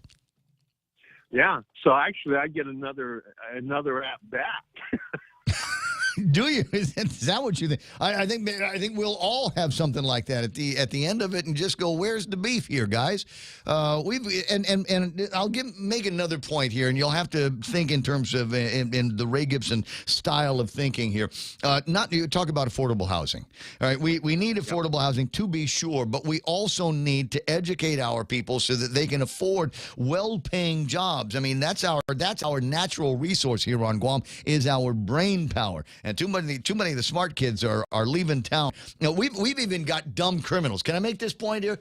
These guys that broke into the, what is it, Islam Mail Center or whatever? Yeah. Stealing mail is the lowest form of crime, period. Now, not only do we have the dumbest criminals, we got the worst criminals. We've got the lowest form of criminals here on Guam. We don't even have the ones smart enough to figure out how to make money off meth. We don't even have that. We got a bunch of guys that taking a screwdriver, turning it twice, and all of a sudden have got envelopes full of what? Thank you very much for picking up my bills, guys, because chances are maybe some of the people that they're stealing from probably don't have any money coming in either. Yeah. What we also need to do, and this is something that the governor is going to have to address, because she needs to start putting systems and policies in place that create the kinds of jobs that people can get education for and keep them here on the island. because I've talked to way too many people who have followed the mantra. They've improved their education. And when they improve their education and can't find a job here, they're finding jobs in the mainland that value the education, because our government doesn't have the kind of policies that help businesses create the kind of jobs that will keep people here. 6:59. We're gonna have to pause on that one. You're welcome to call in a little bit later on. Fairly busy morning. Next hour, hopefully an opportunity to speak with Ed Untalon from First Hawaiian Bank. Also, the executive of the year. He's got some very interesting commentary that I've heard him make at the chamber and in print. So I'm excited to talk with him. He's also in the All-Pac. Too. He is also in the All-Pac. Absolutely is. 7 o'clock in the morning. I'll make a plug for you while I got him on the line. Anyway, stand by now. Fox News Live's coming up next. KUSG Hagåtña 93.3 is The Point. Anxiety on Wall Street. I'm Lisa Brady, Fox News. The Dow, the S&P, and the NASDAQ falling to their lowest levels in a year, extending last week's plunge. Almost $10 trillion in stock market losses so far this year. So that's half the U.S. economy wiped out in 5 months. Fox Business's Susan Lee. COVID lockdowns in China getting much of the blame, fueling fresh concern about supply chain disruptions, which could keep inflation running high. And that's going to force the Federal Reserve to raise rates quickly and sharply, at least in the short term, possibly the most aggressive pace of rate increases since the 1980s. The Dow down 653 points, or about 2%. The NASDAQ plunging more than 4%. The S&P drops more than 3%, falling under 4,000. Police in Madison, Wisconsin say 2 Molotov cocktails were found after the fire at an anti-abortion group's office yesterday. For now, that investigation continues. There have been no arrests. As protests continue over a possible Supreme Court decision to overturn Roe v. Wade, the White House facing persistent questions about violence. We are a country that promotes democracy, and we certainly allow for peaceful protest in a range of places in the country. None of it should violate the law. No one is suggesting that. And it should never resort to violence, to threats, to intimidation in any way, shape, or form. White House spokeswoman Jen Psaki also says most of the public supports a woman's right to choose. Senate Republican leader Mitch McConnell says a Democrat bill to make abortion rights federal law would, in practice, allow abortions into the third trimester. He calls that wildly unpopular with the American people. The deaths of 3 American tourists, with a 4th hospitalized in the Bahamas, remain a mystery at a Sandals resort. Police say autopsies and toxicology samples have been sent to a lab in Philadelphia. The investigation continues. America's listening to Fox News. Half a day, this is Honey. Here at APL, our expertise and extensive network can help you grow your business and reach out to more global markets. As a responsible carrier, APL is also committed to a sustainable future, whether it's protecting the environment or investing our efforts in giving back to the community. Our dedicated teams in Guam, Saipan, and on U.S. mainland are here to support you. Call 588-4651 or visit apl.com. Is your business ready for digital transformation? The latest Wi-Fi technology is here, and it's Docomo Pacific's WorkPass, powered by Plume. WorkPass unlocks connectivity, productivity, and security tools all in the palm of your hand. Access features like adaptive Wi-Fi, guest and employee networks, evolving AI security, plus so much more. To learn more about WorkPass, visit business.docomopacific.com. Docomo Pacific Business. Work better together. A truck possibly linked to 2 fugitives from Alabama is found in southern Indiana. The U.S. Marshal's Office confirms it's looking at a 2006 dark blue Ford F-150 pickup. It says was abandoned at a car wash in Evansville, Indiana. Nothing inside and no sign of former Lauderdale County Corrections Officer, 56-year-old Vicky White, who's accused of helping 38-year-old inmate Casey White, an accused murderer, escape. I think the mood is shift to upset with her. Mad at her. Lauderdale County Sheriff Rick Singleton, Vicky White's orange Ford Edge was later abandoned in Tennessee. She's now also charged with using an alias to purchase that vehicle. Fox's Jeff Manasso. The president uses his pen to speed up military shipments to Ukraine, with the law first used during World War II. President Biden signed an updated version of the Lend-Lease Act, passed nearly unanimously last month by Congress to waive some requirements on sending military aid to Ukraine. To support the government of Ukraine and the Ukrainian people in their fight to defend their country and their democracy against Putin's brutal war. And it is brutal. President Biden is also asking Congress to authorize another $33 billion in military and humanitarian aid to Ukraine, a package that could come up for a vote along with COVID relief funding later this week. Fox's Jared Halpern at the White House. Fox News has told the president wants Ukraine aid to get a vote first before COVID funding, given differences with Republicans on the amount of COVID money proposed. The sexual misconduct trial of celebrity chef Mario Batali is underway in Boston. He changed his mind earlier today, opting for trial by judge instead of a jury. He's pleaded not guilty to a charge of indecent assault and battery. 4 women accused Batali of inappropriate touching in 2017. I'm Lisa Brady. This is Fox News. The Federal Reserve is starting to increase interest rates to fight inflation, but they're still so low, making it the perfect time to refinance your home, to lower your rate, and perhaps take advantage of its increased value to put some cash in your pocket during these uncertain times. Cash that you can have the freedom to access when you want, where you want, with your Bank Pacific Visa debit card. Lower your rate, put cash in your pocket. Access your cash when you want, where you want, with your Visa debit card. Where others put branches, we place roots, and we're rooting for you.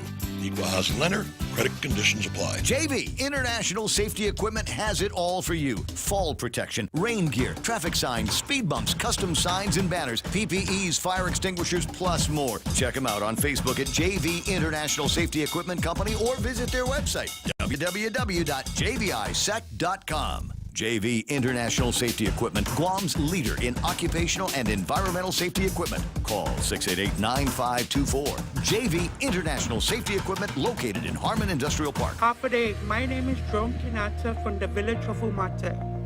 I've applied for the program in Salapi to help me in my daily commute from Umate to Manila. Thank you to this administration for the program in Salapi. The application deadline for program in Salapi has been extended to May 22nd, 2022. For more information, please visit doa.guam.gov. This ad was paid for by the Office of the Governor using government funds.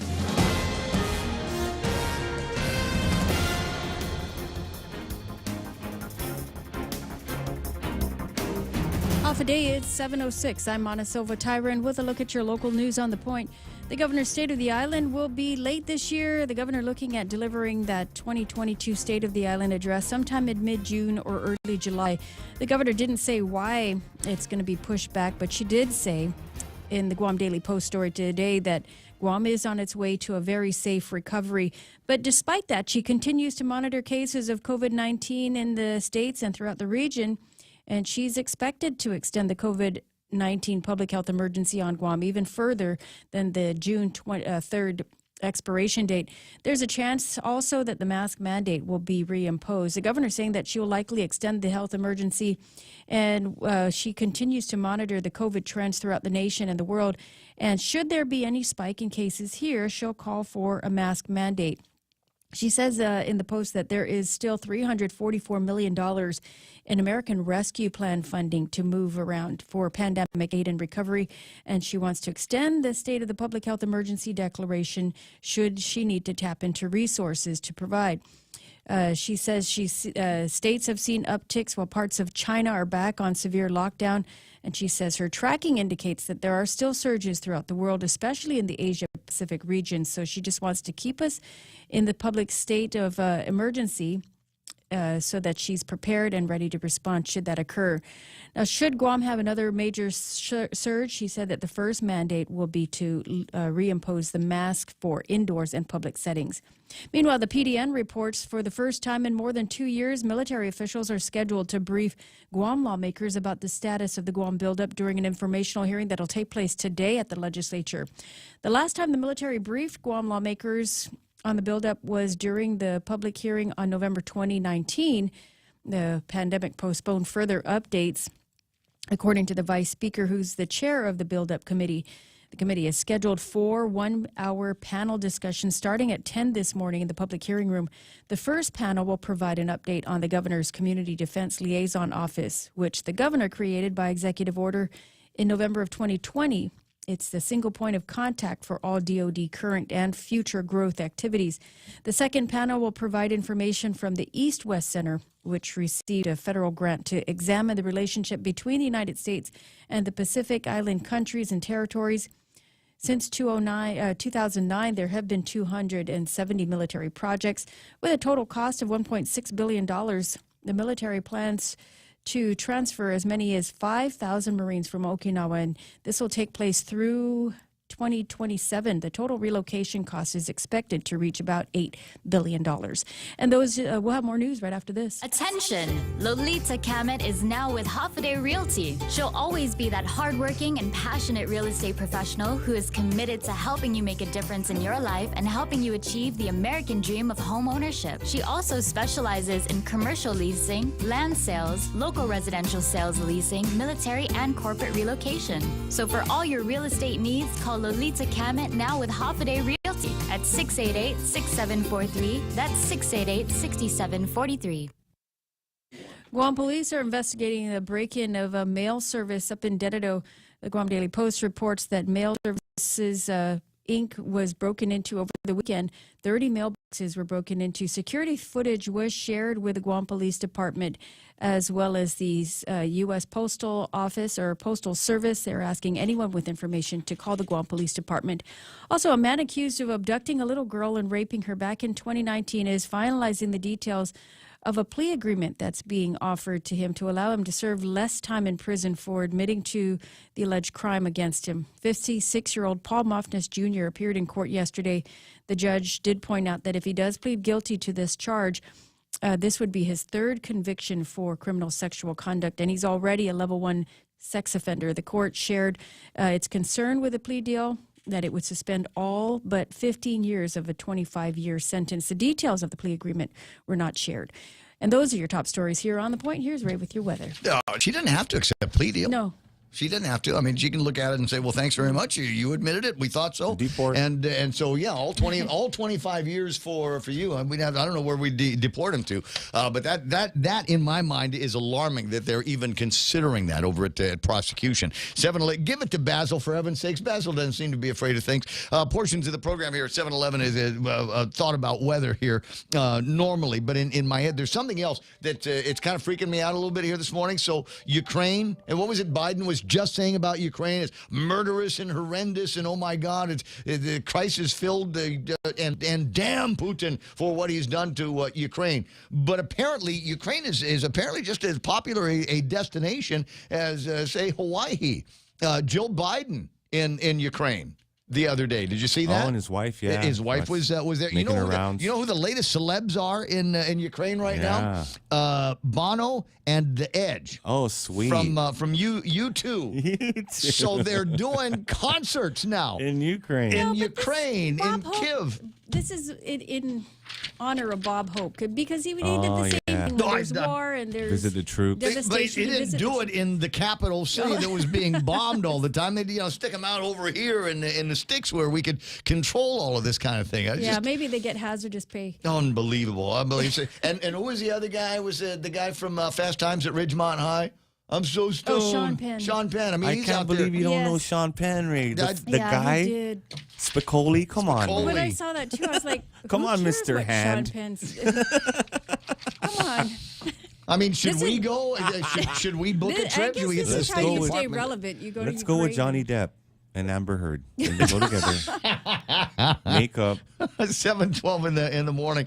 Mostly sunny today. Highs near 88 degrees. I got easterly winds blowing up to 15 miles an hour. Actually blowing as high as 20 miles an hour. We got some more of those gusty weather sticking around here. Partly cloudy in the forecast tonight. Should be nice. Partly sunny tomorrow with some more gusts. Partly cloudy tomorrow evening. Mostly sunny when it gets to be Thursday. Yes, let's make this week go fast. No, let's not. Today, I'm getting a bunch of birthday wishes. Happy birthday from Dennis Larson and my buddy Smug Wimp checking in this morning, wishing me happy. Actually, tomorrow is my birthday. However, Real Joe took a look at the globe. Apparently, in China, it's my birthday. Apparently, the Chinese. It's Shanghai, Ray. It's in Shanghai. They're in lockdown. Otherwise, there'd be massive celebrations. But yeah, happy birthday to Ray Gibson. Tomorrow is the birthday. The 11th is the actual birthday. 7:13 in the morning. Sunrise at 5:56. Sunset at at 6:38. That's news and weather together here on The Point. In celebration of our 33rd anniversary, BK's new Whopper Melts are here. Our Whopper Melts feature 2 slices of toasted bread layered with 2 Whopper Junior patties for a quarter pound of plain grilled beef, melty American cheese, caramelized onions, and stacker sauce. Whopper Melts now available in a spicy and bacony variation made for our big Whopper fans. Top off your meal with jalapeno cheddar bites and a refreshing Coca-Cola. Get your hands on the new Whopper Melts, now available for a limited time. BK, Tumon Bay, at Micronesia Mall and the airport. BK your way.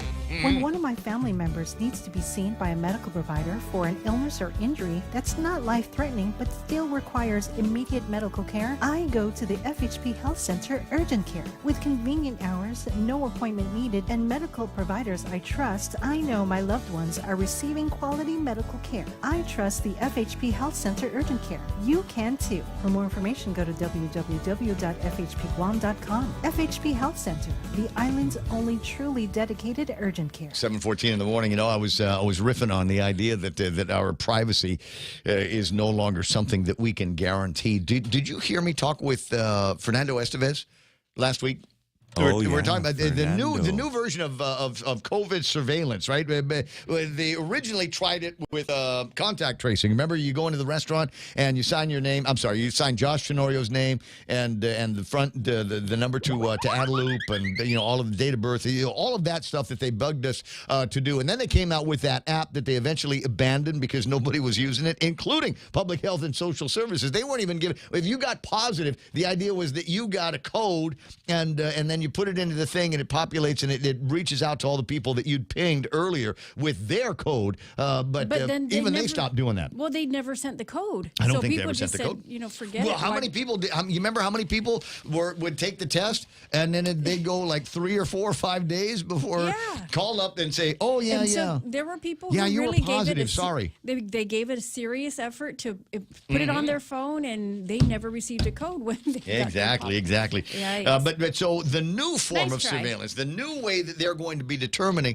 whether or not there's a whole bunch of COVID-19 in our community is literally to survey our poop. There are tests that they can conduct over at the wastewater treatment plants that will be able to determine a certain level of COVID-19 atoms in the universe somewhere, and we're not the only place.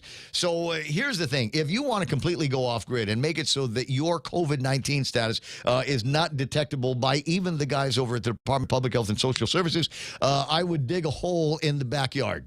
Dig a hole in the backyard. Well, you'll know it's mine if it smells like roses. Oh, 7:16 in the morning. Portions of the program brought to you by APL. That's American President Lines, a global presence with a local home. Also being brought to you by the team over at NissanGuam.com. More miles per gallon. Definitely more miles per gallon. They've got a thing. It's the 30-mile-plus miles per gallon club. 30-plus miles per gallon club. And the idea is there's a whole bunch of vehicles on the lot right now that get better than 30 miles to the gallon. Now, every time the price of gas goes up, you get a raise. 32 miles to the gallon for the Altima and the Rogue, 33 for the Sentra and the Kicks. We've got the Versa. I'm wild about the Versa. You need to go and test drive this car. Even if you're not looking at buying a car anytime soon, get into this. Take a look at all of the improvements that they've made.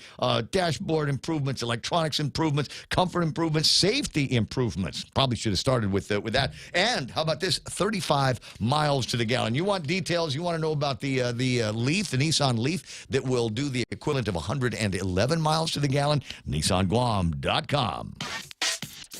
Morning talk that matters. It's the Ray Gibson Show. Call now, 888-TALK. That's 888-8255. I knew there was going to be at least one chew your corn joke.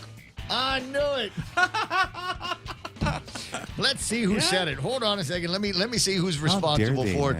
Jose Tetpago says they'll find corn in mine. Dave Rowley's online. Dennis Benzer, finally Gov Guam, is going to be up front about going right to blank. Ed Buenditsu Bandits there. Zan Mabini, Jason Charfers, Buenos Aires, Jose Tetpago Jr. These actors and singers are all CIA agents. Don't take my word for it. Look it up. Sandra Regis. One more day till my birthday. Harvey Egna. Yeah, Jeff Spicoli was the guy that he played in that movie. There was another show that he was in. I don't know whether I don't think I liked it. Madonna? Very much. The one with Madonna? Yeah. Was he in a movie with Madonna? He was. Why? Yeah. They were in love, man. Remember Love? Yeah, but no. But wait, no, I got it. Weren't they? Monty, you're saying they were married, Madonna and. Oh my God, Ray! Wow, I completely forgot. Ray. What? What about the guy, the other good-looking guy? I mean, the good-looking guy, her good-looking husband. She had a good-looking husband, right? The French guy. Yeah, she had a lot of good-looking husbands, Ray. Drake. She made out All of with them Drake. were handsome. Everybody's made out with Drake. Yeah, we all made out with Drake. Maria, I mean, the kids have tomorrow, isn't it? Doesn't Drake? Seriously, doesn't Drake have a kid that's a quarter tomorrow? Yeah. So I'm not completely wrong. Maria Figueroa, Zortz Cabrera, Tony Uggan is on. Mask or no mask, lose, lock, and key. The question that I've got is if she did it. I mean, if we looked at the number, what did you say, Mona? Her tracking? Yeah, she's tracking. Like the NASA people are tracking Santa Claus at Christmas time? I mean, she's tracking like the rest of us are, watching the stories. None of us are tracking. None of us are watching the stories. We get the JIC report. What's the car score you asked the other day? I like the way they say, well, my tracking indicates that we might have some COVID-19 and some variants, and we get those little micro surges all over the place. We have to worry about what's happening in China. No, we don't. They're not coming here. They cannot leave, as a matter of fact. So I don't think we have to worry too much about what's going to be happening. See, we don't own the language. We don't own the language anymore. They say surge, and it could mean anything. It could mean my cousin surge. It could mean whatever. It could mean we've got one more case. It could mean we've got 1,000. We don't know. We don't know. We're just, we're tracking some surges, and we have to be careful about this kind of thing. So out of an abundance of caution in these unprecedented times, we're going to put the mask mandate back together in the rooms. And will you do it? Will you do it? Are there enough people? This audience? No. Hell no. But I'm sure that there are people out there that will go, oh, okay, put the mask right back. You know who's going to lead the charge? You know who will lead the charge? The children will lead the charge. Teenagers will lead the charge. Teenagers have known. Watch, the future. I'm serious now. Watch. We've managed to scare the hell out of these kids and indoctrinate them now with all of this. I was at a function over the weekend, and 4 girls that were running around together, and 3 of them had masks on. Now, they didn't have them over their face, but they have them underneath this. So it looks like they've got these kind of Amish girls with these Amish-looking beards. You've seen the thing. Oh, I like it, Ray. And I'm going, okay, guys, we're taking pictures now, so can you take your mask off? And then they kind of pull it down, and I'm like, no, take it off. Take off the mask. And the thing is, we were kind of outside when all of this was happening. They've managed to indoctrinate the kids and make them believe that masks are a normal part of life in the United States of America, and the kids are managing to convince each other through peer pressure that this is a normal part of life.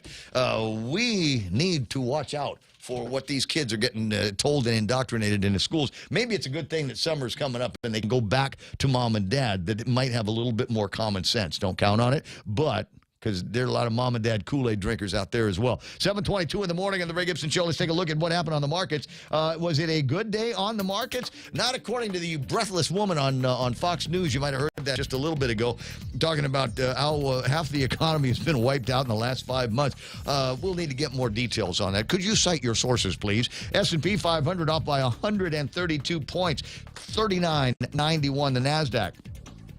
By percentage now, the big loser. They lost almost 4 1/3 worth of their value in trade overnight. 11,623, off by 524 points. Dow Jones Industrial Average, more points but fewer percentages. It's a bigger market. Dow Jones 32,245. That's off 653 points. And if you're thinking, well, maybe I made some money on the foreign markets. No, you didn't. FTSE is off by 171. The Nikkei off by 684. Hang Seng off by 791. What did Biden touch?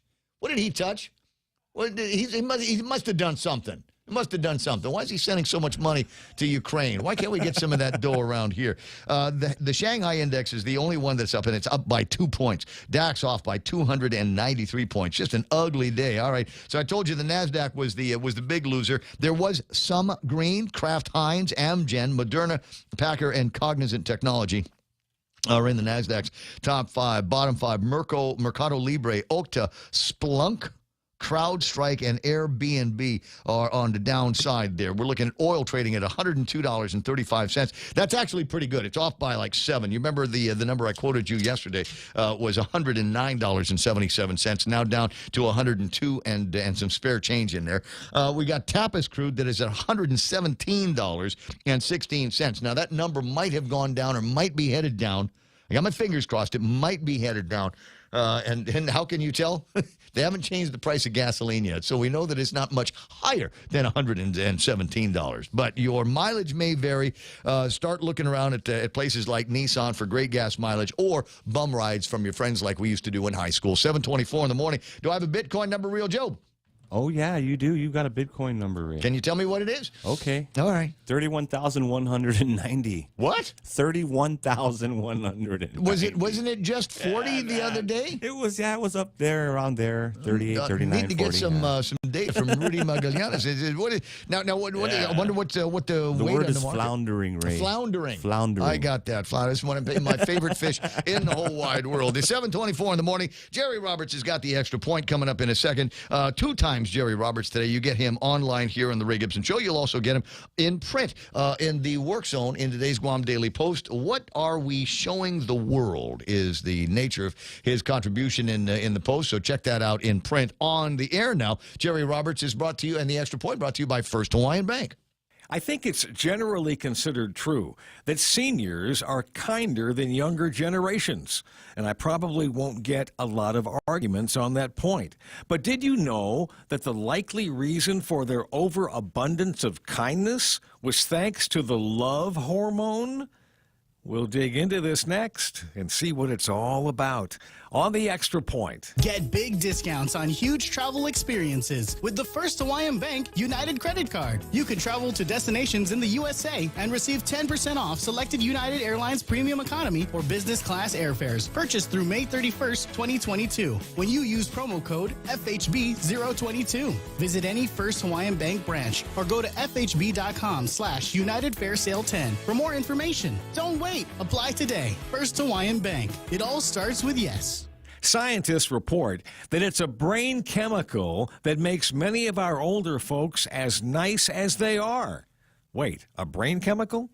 In a study conducted by Dr. Paul J. Zak of Claremont Graduate University in California, people who release more of the neurochemical oxytocin are kinder to others and tend to be more satisfied with their lives.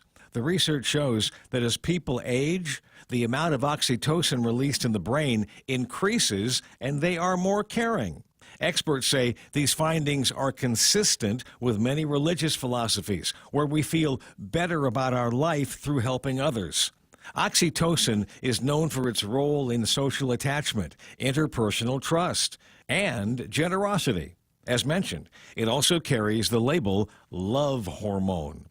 Zach stated participants in our study who released the most oxytocin were more generous to charity when given the opportunity and performed many other helping behaviors. The change in oxytocin was also positively related to participants' empathy, religious participation, and gratitude.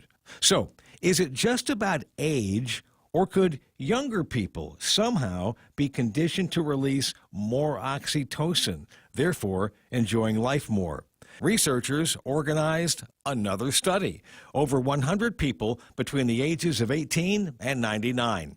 Participants were each shown a video about a little boy with cancer, which previous work had confirmed did induce oxytocin release in the brain. Blood was taken before and after the video to measure the change in oxytocin. Zach said participants were given the option to donate some of their earnings from the study to a childhood cancer charity, and this was used to measure their immediate pro-social behavior. The results?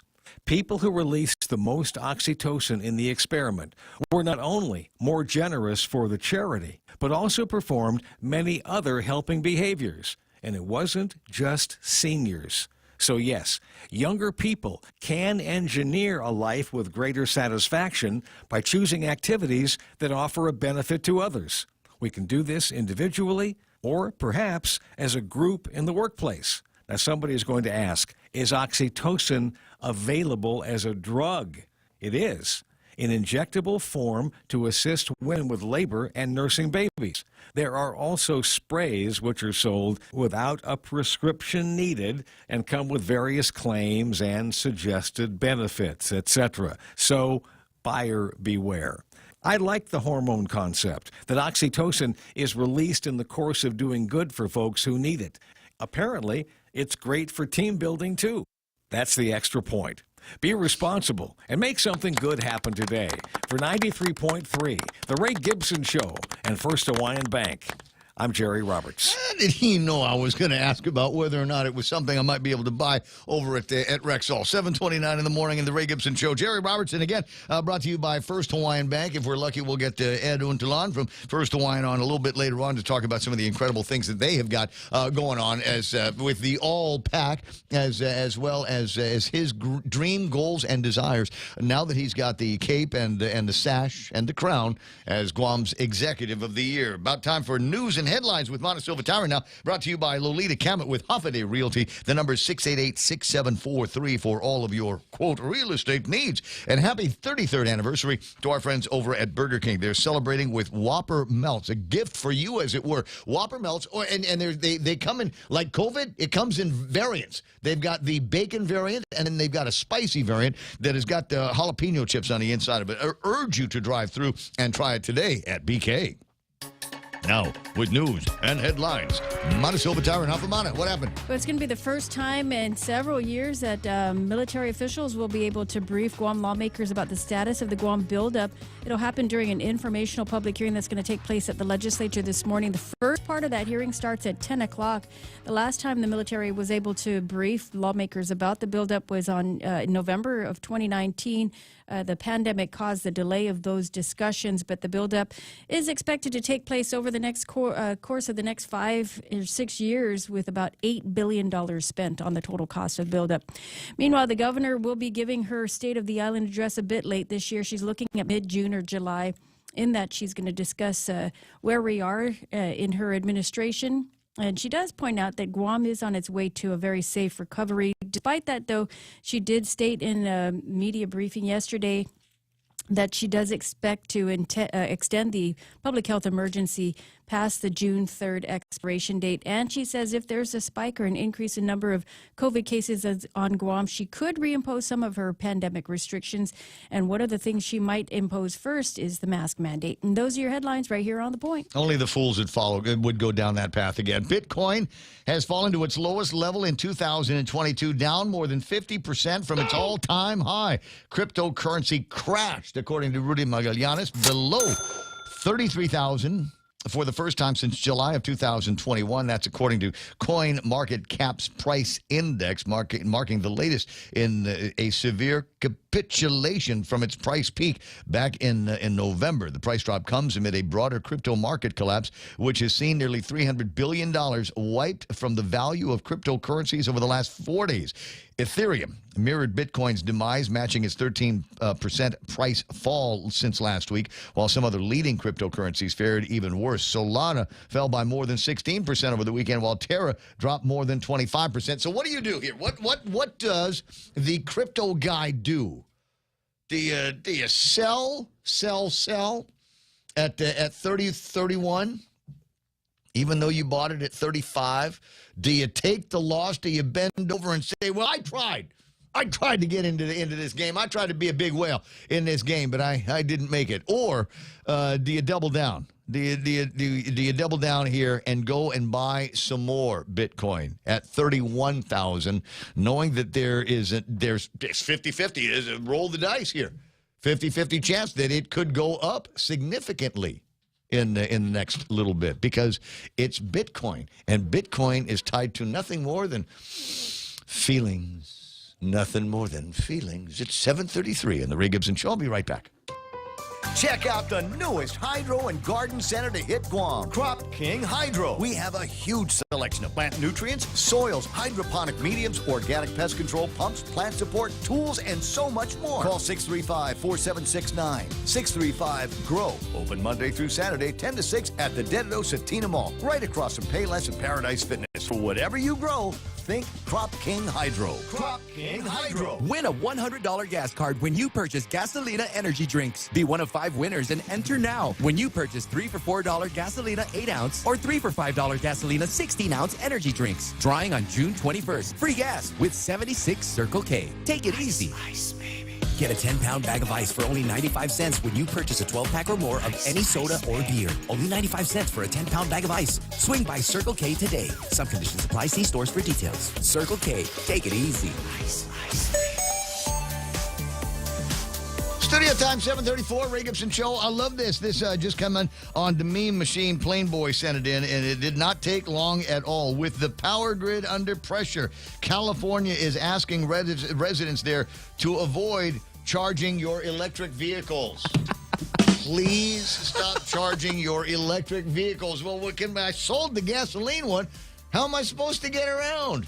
What is it? Kind of makes you think. The laws of unintended consequences.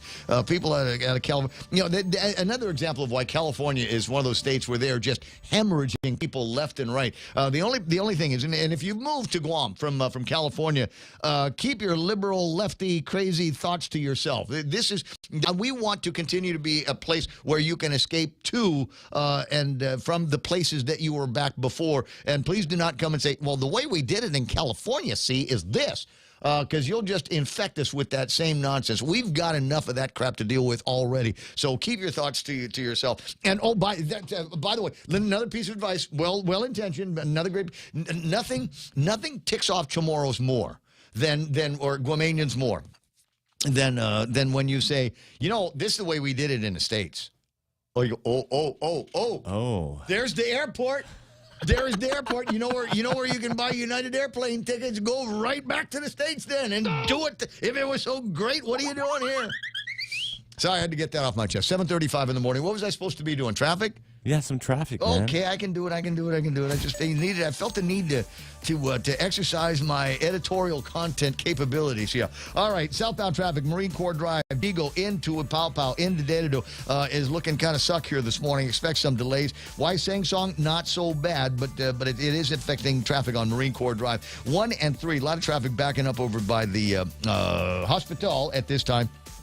But it seems to be running smooth once you get on Marine Corps Drive. Slower than normal traffic over at the intersection at the Micronesia Mall, 8, 10, and 16. Kind of busy at that intersection. Route 10 to the intersection running busy, probably because Crown Bakery has got some fresh donuts. We are also meeting up with traffic trying to get into that one good intersection onto Teedson. You'll see the same thing over at the McMobile intersection. Is it a McMobile? Yeah, it is. McMobile intersection on the way into to Harvest. And then a little bit of traffic coming off of Route 4 into the downtown Hagutnia area. Otherwise, don't see too much that's going to impact you until you get to the front gate of Big Navy and Sumai. But it looks like, Montecillo Tyron, that there might be some activities on the back gate of the thing. Is that what? Did you guys of the base? Yeah. Base is the word I was looking for. The thing base. I learned that from Biden. 737. Is that where we're putting? Are we putting the THAAD there? Is that where it's going? That's where it's happening. Back right up there. over with the THAAD thing. I don't know. Navy guys. Maybe there's some PT or something going on. And you know what? And you know who you are. PT? Yeah. It's about time they Yep, exercise. good for you. Right? Good for me. Charcuterie. Could be. I know that they've had early morning bake sale. Early morning bake sale. It's a lot of people trying to burn off that Mother's Day fat that they got. So I think maybe there is some kind of PT going over there.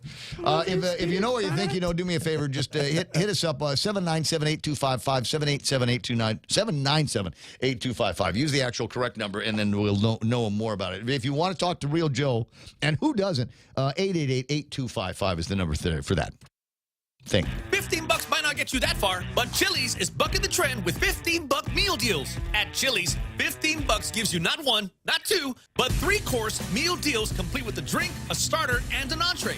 Mix and match 3-course meals 15 ways to Sunday with soup, salad, or chips and salsa to start, and ranchero chicken tacos, honey chipotle crispers with rice, bacon ranch quesadillas, or personal fajitas for the main course. Build your own $15 meal deal at Chili's. More life and great value happen here. Hoffaday, this is Severina. Here at APL, our expertise and extensive network can help you grow your business and reach out to more global markets. As a responsible carrier, APL is also committed to a sustainable future, whether it's protecting the environment or investing our efforts in giving back to the community. Our dedicated teams in Guam, Saipan, and on U.S. mainland are here to support you. Call 588-4651 or visit www.apl.com.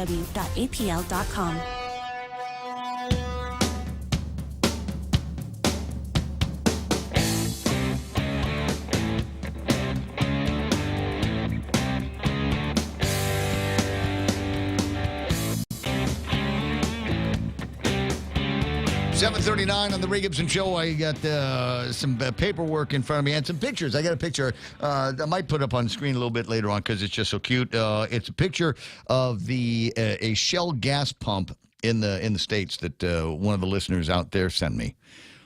So you know how we're all freaked out about $6.04 a gallon gas here? Oh, yeah. Yeah. Every time I look at that, I think, wow, I sure do wish there were 15 people over at the legislature that gave a damn about the taxpayers here on Guam and might be able to find a way to make it a little bit easier on us. All of the gas companies, by the way, have said, look, if Therese Terlei's legislation is passed and it is signed into law, we will back off on the gas price. We will just stop paying the liquid fuels tax and pass that savings on to our customers. My God, wouldn't it be incredible if all of the businesses on Guam could make the same kind of pledge that, you know what, if we get, say, a tax holiday, like my cousin Mike Benito, or uncle, depending on who you listen to, says, you know what, Raymond, we were looking at the prices here, and if we didn't have to pay the 5% GRT on bag of Calrose rice, it would be this price. If we didn't have to pay the GRT on this, then it would be this price. I'd love to, and I'd love to be able to see that in some kind of testimony,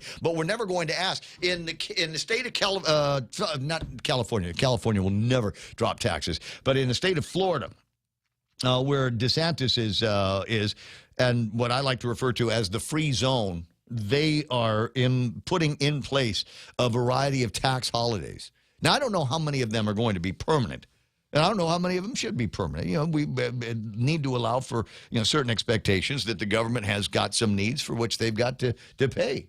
Right? You ever see that meme where the guy's sitting back and he's got his cup of coffee and he's smiling on his face? Well, just paid my taxes. Ought to be fixing the roads anytime now. You've seen that. Oh, well, I paid my taxes. Ought to be getting more streetlights anytime now. Ought to be getting better schools anytime now.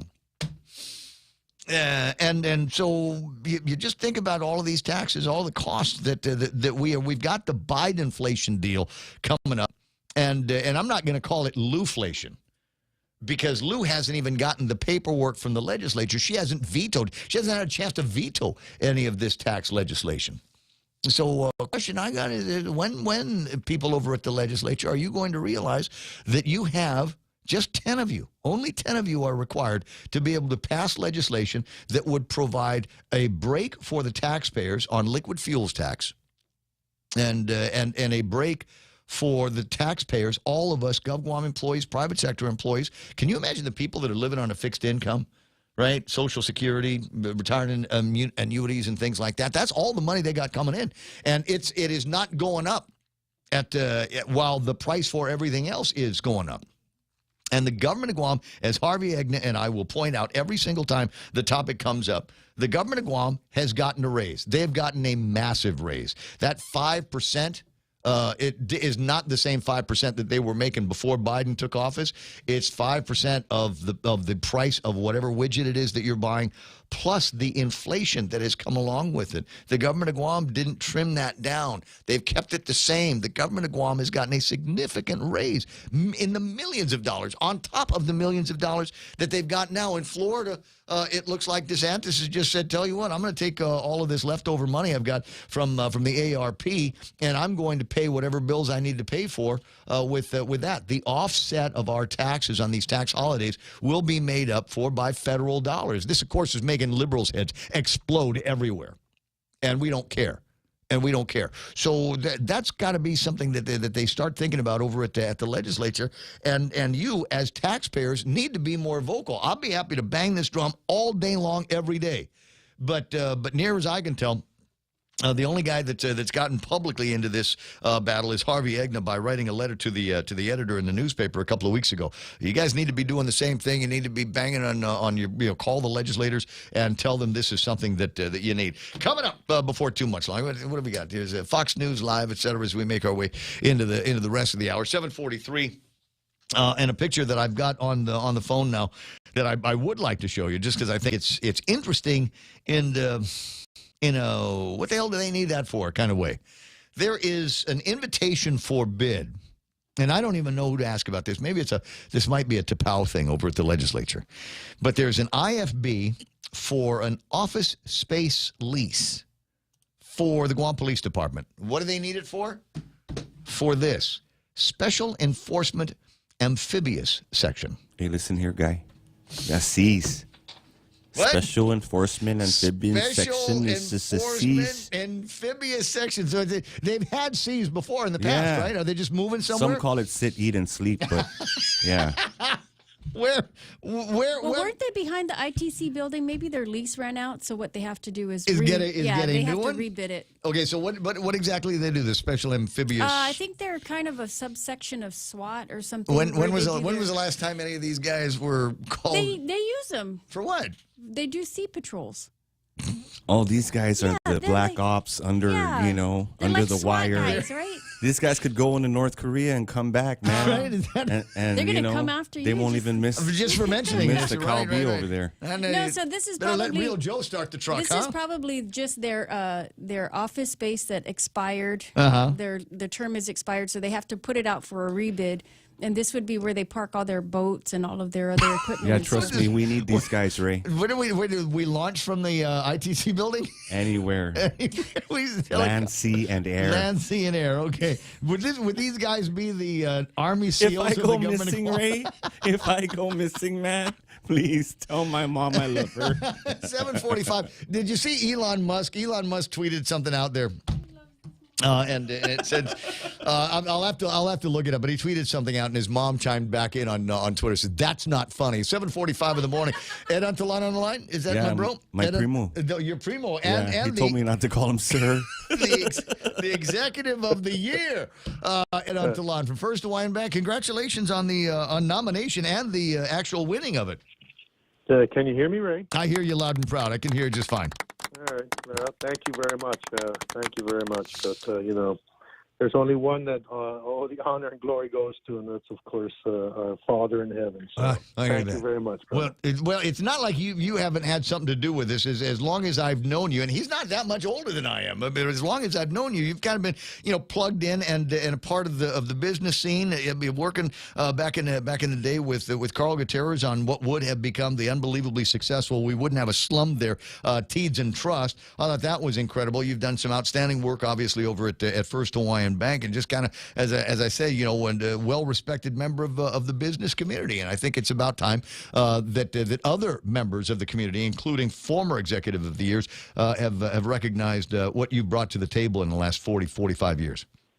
That was very kind of you. There's a number of really, really good candidates, nominations. No, I saw the list. No, you were the best. Hands down.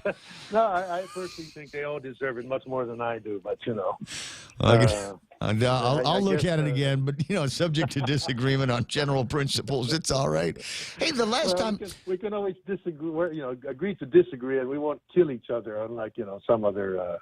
Noted. Well, let's talk about things. When we get the executive of the year, obviously there's a certain amount of vision that comes along with it, and I'm disappointed to see that Governor Lulian Guerrero has once again, within just a week, decided that we needed to dangle that indoor mask mandate, and yet more uncertainty over the business community about what we will and will not be able to do with in case there's a surge, out of an abundance of caution. I tell you what, and you've got to be seeing it too from the perspective over at the bank, this uncertainty about our future is killing us around here.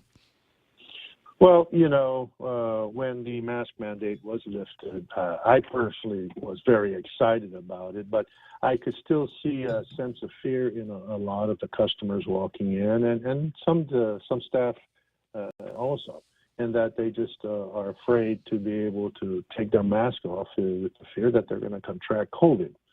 And I was sharing with some people the other day that really what you need to do is it's going to be around. We have to learn how to live with it. Get yourself an oximeter, get yourself vitamin C, D3, zinc. And, the minute you feel like crap, go see a doctor. But I don't know. You mean like every other ailment that we've lived with since you and I were kids? Exactly. I got you. Exactly. But I really hope that she doesn't impose the mask mandate again.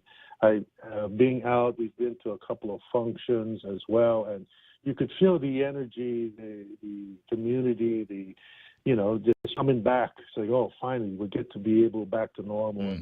And to try to impose a mask mandate again will just bring us back several steps again. Yeah, I think the morale hit on the community would be something that's hard to recover from. People are now just beginning to be able to make plans about the future. We've got excitement building about the liberation and the idea that might be an actual liberation parade that's going to be coming up. As I said, walking around the Hyatt on Friday night and looking at the big ballroom filled for the first time, and I can't remember since in the last 2 years. I think we were all of us together over at GHRA party. I think that was the last of the big galas in 2020, and it was nice to see people get dressed up and nice to see people wandering around the Hyatt F&B again. Yep. When the chamber had its first general membership meeting this year, and we were outside, what really caught me was this gentleman came up, one of the workers there, and he thanked me, and I didn't know what he was thanking me for, and I said, okay, well, thank you. Why are you thanking me? The only thing he mentioned is because now we're able to get back to work now that you're here, and we're hoping to see more events. So there's a whole lot of people who just want to get back to being normal again, getting back to get to their jobs, earning a living, especially nowadays with inflation. Boy, it's getting tougher now. Absolutely is, and we hope that we've built up some tough managers and some tough leaders to take us through some pretty uncertain and unprecedented next couple of years. I've decided that this is going to be a rebuilding year for Choice Broadcasting, and I'm sure that there are many other businesses that are looking at the remainder of the calendar, the next 3 quarters, to say, okay, how are we going to bring ourselves back to about where we were in January of 2020? I imagine the same thing is true over in the banking business, and I imagine your connections with the business community in Hawaii echo kind of the same sentiment out there. What steps will, say, the bank take, or what steps are you hearing about business community on Guam, business community in the States, as we start talking about rebuilding in 2022? First and foremost, everyone is still adapting to the changes that resulted from the pandemic, right? How do you change your business model, your business plans to service your customers, to get more people in while keeping them all safe? Now, the whole arena has changed because not only do we have this inflation, which is supposedly at 8.5%, I actually think it's a lot higher than that. Yes. I go and fill up my gas tank and I'm like, that's not 8.5%, And then what's also making it hard for us here in Guam, aside from the supply chain shortages, you've got the pressure on housing, et cetera, interest rates now are rising. And while, generally banks, like interest rates rising, the fact is that borrowing becomes a little bit tougher. So everyone's going to have to try to adapt. When I looked at the interest rates, I think the interest rates for a 30-year mortgage was now at about 5.25 or something like that. That's not really that far off from where we were maybe 10, 12 years ago. But I'm just afraid it's just going to continue to rise because I don't think they have this inflation in check. And what I'm concerned about is not already with the inflation, but we're going to head towards a recession. From the banking community here, first of all, Ryan, we're really trying to adapt. We're really trying to become, really go towards the digital adoption side. As you said, you're looking at your company as well, and how are you going to make the changes? We have been working at this one change for almost the last year and a half. We're going to be upgrading all our applications and our software, et cetera. So the entire bank has been undergoing a training and building this system for almost the last year and a half, and we're targeting the end of this month. So we've been running some go-to live rehearsals, etc. And so come Memorial Day weekend on a Friday night, we're turning off all our systems. We're going to convert all our information, and then hopefully Tuesday morning, Guam goes first. We're going to flip on the switches, and I'm praying that the lights go on. So, you know. We went through this at Y2K, you remember? Just kind of everybody sitting around at midnight wondering what was going to happen, and Guam was going to lead the charge on all of that. Well, the digital, moving into the digital realm obviously is important, but there's still some old school guys, not necessarily our crew, but maybe a generation in front of us that doesn't trust anything until it's stamped and signed by the girl at the teller counter at First Hawaiian Bank. And we still get that a lot. And me personally, I'm an old banker. I love customers coming in. I love to see them. I love meeting them. And, you know, the challenge, of course, when you go towards the digital adoption age, is that you're competing not only with everyone on island, but really everyone off island, because now there's no boundaries. So, but I think it's a generational thing. I know my kids have never stepped into the bank only to visit me. But I think within about 5-10 years, our adoption rate, we're probably hovering around 30% average on Guam and CNMI. I think within 5-10 years, we're going to be about the 50-60% level where everybody's just doing everything on your phone or on the ATMs, et cetera. But, you know. No, you know what? I wrote a check for somebody yesterday, and it was the first time in a long time that I've actually taken out a pen and opened up the checkbook and wrote a check to somebody. Normally, everything is done by transferring ACHs and things like that. I don't generally do that anymore, and it was I got to say it was kind of a remarkable experience. I'm old enough to remember it'd be the night at the end of the month where you pay all the bills, a stack of envelopes, a stack of stamps, and you just start writing checks to people that you owed money to, and now it's completely different. Everything is happening in the cloud. You guys handle all of the money and all of the expenses too. So what? And the reason why I wrote the check, honestly, is because I didn't want to be the one that went to the bank. So I wrote the check out and left the name blank. I said, if you want cash, you go to the bank. Oh, I got beer to drink around here. 7:56. Ed on the line from First Hawaiian Bank, also the executive of the year. So I mean that is a great thing that is happening for First Hawaiian. But getting into a little bit of the market research here, and you guys at the bank maybe frontliners in terms of what you're seeing with the economy. Good news from Dave Del Sola is that there has been an uptick in the number of people that are working. The wages aren't necessarily going up, and unfortunately, we're looking at some slip in the hours that these guys are working. What is your sense of say lower class, middle class income earners and the challenges that they've got in front of us in the next 2 years or so? You know, I'm going to take off my FHB hat. I'm going to put on the chamber hat, right? Yeah. And this is something that we've been looking at very, very carefully. Well, what we're facing now is this inflation rate that's really just hurting everyone. And so when you start to, when prices and costs start to increase, you have no other choice but to either adjust your prices. We did this analysis at the chamber where the business owner is left with one of two choices. Number one, you sell more, which when you have a supply chain shortage, you're going to have problems getting the supply in. And number two, and then that doesn't necessarily mean it's going to translate to any improvement to your bottom line. But number two, then you raise prices. And it seems, and you see it when you go to the stores, and nothing against the stores, they have to figure out how to survive and pay for all these costs, you know, so they're going to be forced to raise the prices. And that's just from the regular impact from inflation. If you're going to add any kind of wage increase, that's just adding more fuel to the fire. So what are the businesses left to do? Well, if I can only raise prices so much before it just becomes totally unacceptable to customers. Or number two, we start cutting back hours and services.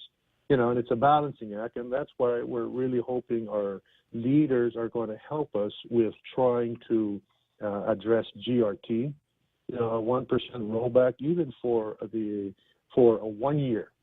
that means that the businesses can offset this impact from inflation.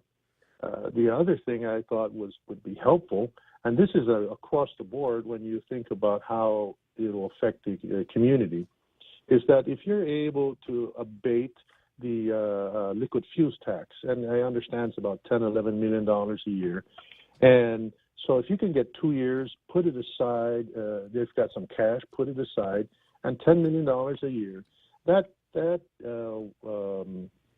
abatement on the liquid fuels tax, I understand from a lot of the fuel companies, that means a 10% impact to the prices at the fuel pump. Mm-hmm. And that's not discriminatory. That's going to help everybody, right? I mean, because now when I fill up my truck, man, holy moly, it's just good thing you're bank president. Congratulations. 7:59. You know, I've got Fox News coming up here in about 40 seconds or so. I want to continue this conversation because there are other parts that we've got. There are other buttons that we've got to push on this. The legislation has been introduced at the legislature. Therese Terlei's got two bills actually that would give us a holiday on liquid fuels tax. Jim Moylan and a couple of other prominent figures in the community have also introduced legislation that would allow for a rollback changes to the business privilege tax. And I want to explore that conversation a little bit more. I just don't have time right now. Can we get you back on the line in about 15 minutes?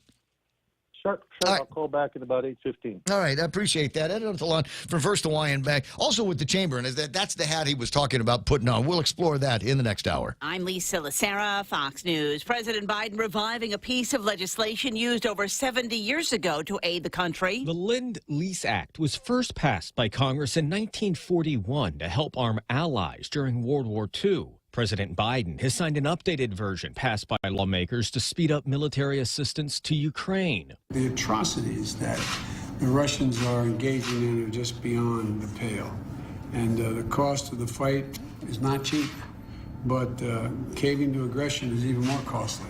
The president has also asked Congress for $33 billion in additional military and humanitarian aid for Ukraine, as some lawmakers appear ready to exceed with a nearly $40 billion package being prepared. At the White House, Jared Halpern, Fox News. The markets continue their downward slide. The Dow lost 653, the Nasdaq off 521, the S&P lost 132. We're looking at the lowest levels in a year on Wall Street. Investors selling again today on fresh concerns that China's COVID lockdowns will mean supply disruptions that will keep inflation elevated at least for some time. And that's going to force the Federal Reserve to raise rates quickly and sharply, at least in the short term, possibly the most aggressive pace of rate increases since the 1980s. And that means investors are selling off heavyweight technology shares once again, which have outperformed the past 2 years, but might look expensive, especially in a higher interest rate environment. Susan Lee with Fox Business. Jacob Blake, who was shot by Kenosha, Wisconsin police officer Rustin Shesky during a domestic disturbance nearly 2 years ago, has dropped his federal lawsuit against the officer. Shesky, who was white, was cleared of criminal wrongdoing in the shooting of Blake, who was black. The shooting left Blake partially paralyzed. America is listening to Fox News. Hey there, folks. It's me, KFC's Extra Crispy Colonel. My KFC Extra Crispy Chicken is freshly double-breaded and fried to a luxurious, mouth-watering bronze. You see, Extra Crispy KFC Chicken isn't just a product, it's a lifestyle. And for a limited time, KFC's delicious egg tarts are back. Pick up your KFC Extra Crispy Chicken meal and an order of egg tarts at your favorite KFC today. KFC, it's finger-licking good. JV International Safety Equipment has it all for you. Fall protection, rain gear, traffic signs, speed bumps, custom signs and banners, PPEs, fire extinguishers, plus more. Check them out on Facebook at JV International Safety Equipment Company or visit their website, www.jvisec.com. JV International Safety Equipment, Guam's leader in occupational and environmental safety equipment. Call 688-9524. JV International Safety Equipment, located in Harmon Industrial Park. Gas prices on the rise once again. Prices, well, they're up and they're going to continue to go up. So the national average today of $4.32 is so close to our record high. Costco charges 20 cents less on average. Other retailers like Walmart are also trying to entice Americans with their cheaper gas, announcing recently that Walmart Plus members will get 10 cents off per gallon at their over 14,000 gas stations. It could be the push that someone needs to sign up for a membership when you look at the trajectory of these prices. Fox's Madison Allworth in Clifton, New Jersey. The production of baby formula since the start of the pandemic has gone down, but now there are growing concerns about the lack of formula on store shelves. But this shortage started during the pandemic with supply chain issues, but it's getting worse now that Abbott Nutrition has issued a voluntary recall for 3 of its formula products back in February. That happened after 4 infants were hospitalized and another 2 died, and it's possibly in connection to consuming some of its formula products. Now, the most recent data shows that the national out-of-stock average for baby formula jumped to 40% just 3 weeks ago. Only 7 states show baby formula was 40 to 50% out of stock, but now that's risen to 26 states. Lydia Hu with Fox Business. Some stores are limiting the amount of formula people are allowed to buy per transaction. An online auction of 150 items that belong to late Justice Ruth Bader Ginsburg raised over $800,000 for Washington National Opera. The opera was one of Ginsburg's passions. The biggest ticket item was a drawing of Ginsburg, which sold for $55,000. The drawing had been accompanied by a 2015 article about her in the New York Times, and she liked it so much that he got a copy signed by the artist to hang in her office. I'm Lisa Lacera. This is Fox News.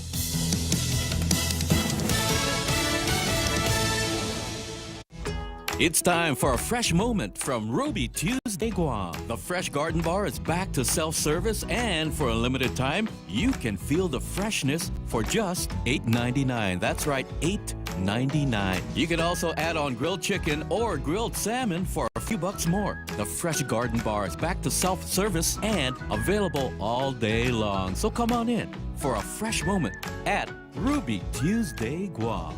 Day. My name is Joan Kinata from the village of Umata. I've applied for the program as Salapi to help me in my daily commute from Umata to Manila. Thank you to this administration for the program as Salapi. The application deadline for program in Salapi has been extended to May 22nd, 2022. For more information, please visit doa.guam.gov.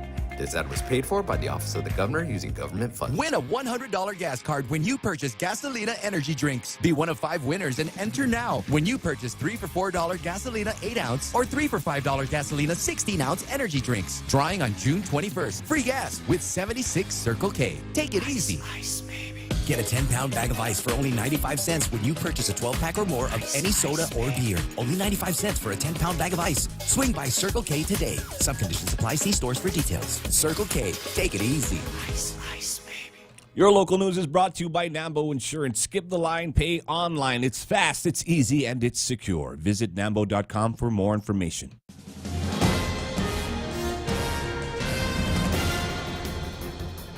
Alpha Day, it's 8:06. I'm Montesova Tyron with a look at your local news on the point. Well, don't ditch your mask just yet. There's a chance that we could have that reimposed if the governor sees an increase in COVID cases here. She says she's continuing to monitor the cases of COVID-19, and she is, for one thing, expected to extend the COVID public health emergency even beyond the June 3rd expiration. She says that the mask mandate could come back. She says she continues to monitor COVID trends throughout the nation and the world. And should there be any spike in cases here, she could call for the mask mandate. She says in the Post that there's still $344 million in American Rescue Plan funding to move around for pandemic aid and recovery. She says she'll likely extend the health emergency declaration. She says that if the states have seen upticks, and while parts of China are back on severe lockdown, she says that the tracking indicates that there's still surges throughout the world, and she just wants to keep us in the emergency so that we are prepared and ready to respond should that occur. Now, should Guam have another major surge, the governor says the first mandate that would be reinstated would be the wearing of masks indoors and in public settings. Meanwhile, from the Pacific Daily News this morning, for the first time in more than 2 years, military officials will schedule lawmakers about the status of the Guam buildup during an informational hearing that'll take place today in the public hearing room. The last time the military briefed Guam senators about the buildup was during a public hearing in November of 2019. The buildup to cost about $8 billion, and it will include the transfer of about 5,000 Marines from Okinawa to Guam. That's going to take place through 2027. Since 2009, there have been 270 military projects with a total cost of $1.6 billion. The committee at the legislature is scheduled for 1-hour panel discussions starting at 10 a.m. in the legislature's public hearing room. The first panel will provide an update on the governor's Community Defense Liaison Office, which the governor created by executive order in November of 2020. It's a single point of contact for all DoD current and future growth activities. The second panel will provide information from the East-West Center, which received a federal grant to examine the relationship between the United States and Pacific Island countries and territories. Well, more news right after this. Go green, go hybrid. Go to Nanbo Insurance, and your next power bill is on us. Insure your hybrid car at Nanbo and get up to $350 towards your next power bill. That's instant savings for keeping our island clean and green. Nanbo has been providing Guam with over 50 years of reliable and affordable auto insurance. At Nanbo, it pays to go green. Terms and conditions apply. Visit nanbo.com or call 477-9754 for details. From the Post, a woman was arrested after being accused of attacking a pregnant woman who was known to her. 23-year-old Eve Ann Morey was charged with assault and assault on an unborn child as misdemeanors. According to the court documents, police responded to a Mangilao residence on Saturday. The woman told police that she got home with her 2 children when Morey suddenly opened her car door, pulled her out by her hair, and punched her twice in the face. The prosecution stated that in court documents. Morey allegedly kicked the woman in the stomach twice as witness attempted to pull the defendant away. The woman is 3 months pregnant and was ordered to bed rest because of the medical professionals told her that the attack put her at high risk of possible miscarriage, according to the court documents. And 2 brothers were arrested after being accused in a burglary reported at a home in Dededo on Saturday. 27-year-old Shannon Perry and 28-year-old Mark Perry were each charged with burglary as a second-degree felony along with theft, and twice with criminal mischief as misdemeanors. According to court documents, the victims told police that they were in the process of moving out when the burglary occurred and about $500 worth of tools were missing. Shannon and Perry were seen outside of the residence. Shannon said to police allegedly that he was clearing out the place, while Mark Perry allegedly told police that while he was helping his brother clear the residence, he saw the tools and thought that the previous tenants had abandoned those tools there in the apartment. And those are your top stories here on The Point. Sure, the old guys left these here. I don't want them to get rusty. That's it. Tools, you got to use tools, for heaven's sakes. Wow. And then you got the other interesting story where the woman was attacked the pregnant woman. So there's an assault on the mom, and then there's an assault on the unborn child. Mm-hmm. So, but there's people that are protesting now, so that the quote unborn child doesn't really exist. So why would there be a charge levied against them? In some people's minds, I just don't see the connection. Are you seeing it as well? If there was a heartbeat, Ray. If there's a heartbeat, I think there was a heartbeat. 8:11 in the morning, mostly sunny skies with highs near 88 degrees today. Overnight lows of about 78 degrees. Winds up to about 15 miles an hour today and tonight, gusting to 20. This afternoon, partly sunny. Partly sunny tomorrow. There it is. Wednesday, highs near 88 degrees. East winds 8 to 11 miles an hour. Sorry, the bugs were moving on the screen. Partly sunny, partly cloudy in the forecast for this evening, with lows around 78 degrees. Sorry, tomorrow night. I'm really having a hard time with this weather forecast. It's just messed up in the head. You know why? Because you know what it is? No, because there's other things I want to talk about besides the weather. Let me just finish this up here. Sunrise this morning was at 5:56. Sunset at 6:38. I do have a sunrise picture that I wanted to put up on the screen for you. This one comes from Colin's house out in Zotnia. Overlooking beautiful where we got the golf course there. And if you look really, really close in the right-hand side of the screen, you might be able to make out Jeff's Pirates Cove. Now, Jeff earlier sent me pictures of what Taco Tuesday looked like over at his place, and because he sent it, I feel obligated. I feel a sense of obligation to get it up on the screen. Ooh, isn't that beautiful? It's the one picture that he sent today, but sometimes all you need is one picture. 8:12 in the morning. They say you can't hear a photograph. Yeah, but you can smell them. You know what I mean? So just imagine in your head the aroma of Pirates Cove on a Tuesday morning. The guys just showing up at the kitchen, getting the fires going for the barbecue, cooking themselves up some crew breakfast or something like that. Yeah, I can smell that picture. Sunset tonight will be at 6:38. Hashtag Tell the Others. News and weather together on The Point. Is your business ready for digital transformation? The latest Wi-Fi technology is here, and it's Docomo Pacific's WorkPass, powered by Plume. WorkPass unlocks connectivity, productivity, and security tools all in the palm of your hand. Access features like adaptive Wi-Fi, guest and employee networks, evolving AI security, plus so much more. To learn more about WorkPass, visit business.docomopacific.com. Docomo Pacific Business. Work better together. Family Finance has been serving the people of Guam since 1959, and they will continue to be there for you in the years to come. Get a personal loan for that summer vacation or to pay off those long overdue bills. Family Finance has got you covered. Apply for a personal loan from $1,000 up to $3,900 by calling Family Finance in Hagåtña, now at the old Nambo Insurance Building at 475-4545, Upper Tumon 647-5626, or in Dededo 633-4473. Family Finance, here to serve you. All right, portions of the program here being brought to you by APL American President Lines, a global presence with a local home. And if you're just sick of hearing about how high the prices of gasoline are, you need to get yourself in a car that will protect and treasure and nurture each gallon that you put in the tank. They know how much it is, how long you got to work to be able to make that gallon of gasoline. And specifically the cars over at Nissan Guam, they've got all your destinations lined up. They know where you're from, they know where you're going, and they want to get you there as efficiently and economically as possible. That's why at Nissan there is a miles per gallon kind of club they've got there. A bunch of automobiles under the Nissan flag that get better than 30 miles to the gallon.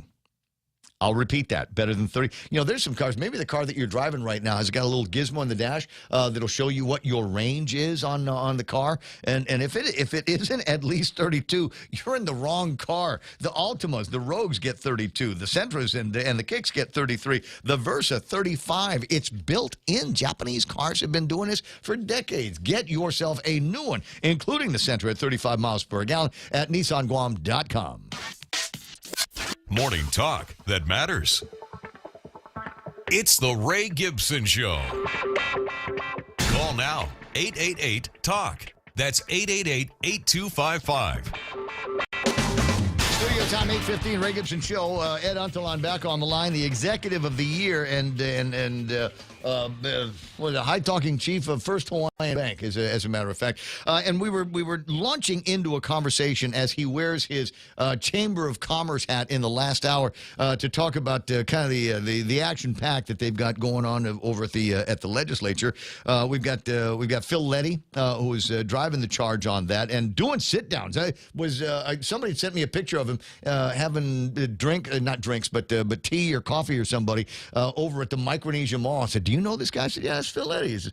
He's talking politics. I said, "Okay, well, that's good. He ought to be talking politics and sitting down one-to-one with all kinds of people to get their buy-in on some of these chamber initiatives, including part-time legislature, the gross receipts tax holidays or drops in the gross receipts tax, and the elimination of the liquid fuels tax." What did I leave out there, Ed?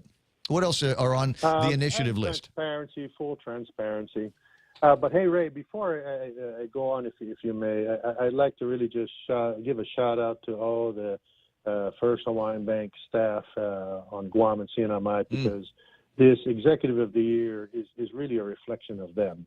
Without them, I am nothing, and I'm just merely their representative. So, I want to give kudos to all of them because they are the executives of the year. Well, you've got some outstanding people over at that bank, and one of a handful of places that actually has control of my money.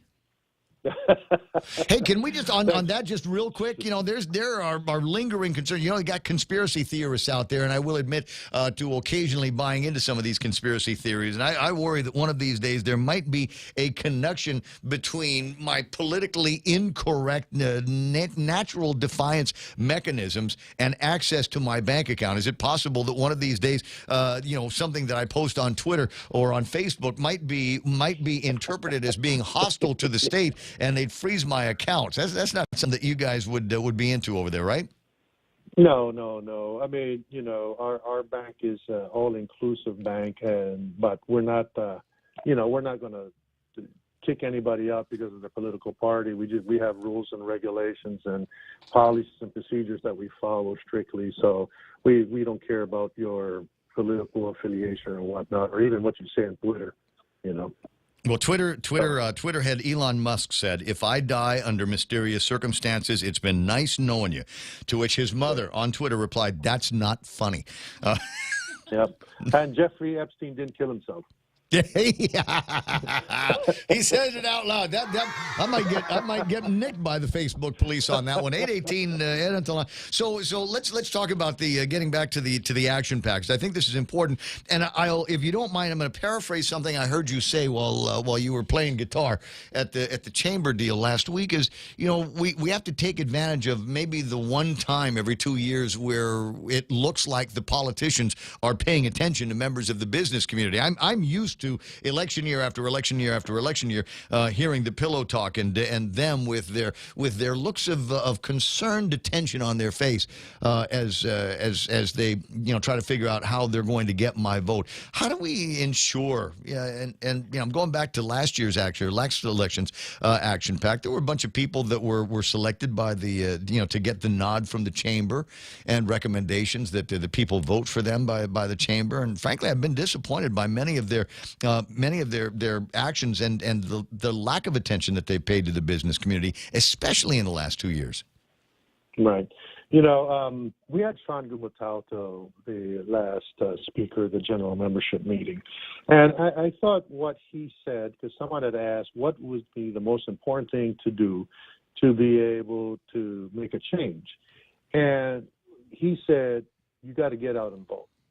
And that's very true, because I believe we have about 55,000 registered voters, but I think only like about 29 showed up during the last election. And it's very important. If you are unhappy or if you want to make a change, you got to be able to get out and vote. So part of the initiatives that the Guam Chamber is doing along with the PAC is really trying to, number one, get people to join the PAC. Of course, while we ask for monetary contributions, you don't have to. Just to become a PAC member, to show that, yes, you agree with the rollbacks of GRT, the good fuel taxes, the part-time legislature, the transparency, etc. So the more numbers we have, then it says, wow, we've got momentum. The second thing that we're doing is I know Phil is really working hard to try to get people to register to vote. Because if we can't get 10, 15,000 people on the PAC and 15, 20, 30,000 people to go out there and vote, more than the 29,000, then, all this is for nothing. So that's the message to everyone. If you're happy, go out and vote. If you're unhappy, go out and vote. Register and come out and vote. Make your voice heard, because that's the only way we can make a change. And then, after this election year, literally there's going to be a lull for another year, and then we're back again for the senatorial side. So you want to make a change, help support the PAC, become a member, and register to vote and make your voice heard. So the PAC is going to be reviewing and making recommendations of the 3 gubernatorial candidates. Is that going to happen soon? What we've done is we're putting out our position, and we're asking every senatorial and gubernatorial candidate what's their take on their positions, on these positions. And if they support it, then we will be listing those who support the initiatives that we're driving. If they don't, then we're not supporting them. So it's not like we're throwing money at anybody, that we're saying, this is who we have, this is who believes in it. Now you, as an individual person, go out there and vote for who do you think will make the change, and who do you believe will make the change. Well, I got a feeling for at least one group of people that are running for governor or lieutenant governor. I think they've already made their positions very clear in some of the statements and certainly some of the actions that they have taken over the last couple of years, that the private sector employees are secondary to the cause. Well, You agree or disagree, publicly or privately, but you know that I am right. When you've got 90% of the folks in the private sector that have either lost their jobs or lost their hours in the face of 100% of the government of Guam employees that didn't lose either. Nobody lost a penny on the public sector side. We've got some clear priority issues that have to be addressed, and I'd like to see them addressed in things like tax holidays on groceries and drugs and diapers and clothes for the kids. Liquid fuels tax holiday, and as you say, transparency that we're not seeing. And there's several $100 million that have been spent and are waiting to get spent, and we don't necessarily get to see where all of that's happening. We get a report that comes out that nobody can read. If somebody sent you that report at First Hawaiian Bank and said, "Where is all of our money going?" and you just said, "Well, we spent some here and we spent some there," you'd fire your guy. You'd fire your IT guy. Yeah, well, we account for every dollar, every penny that comes in. Mm-hmm. I want to throw. And the government should as well. Yeah, I agree with you, and that's why we believe in transparency. And I want to throw out a real quick story. Do you remember the late Senator Paul Berdalio?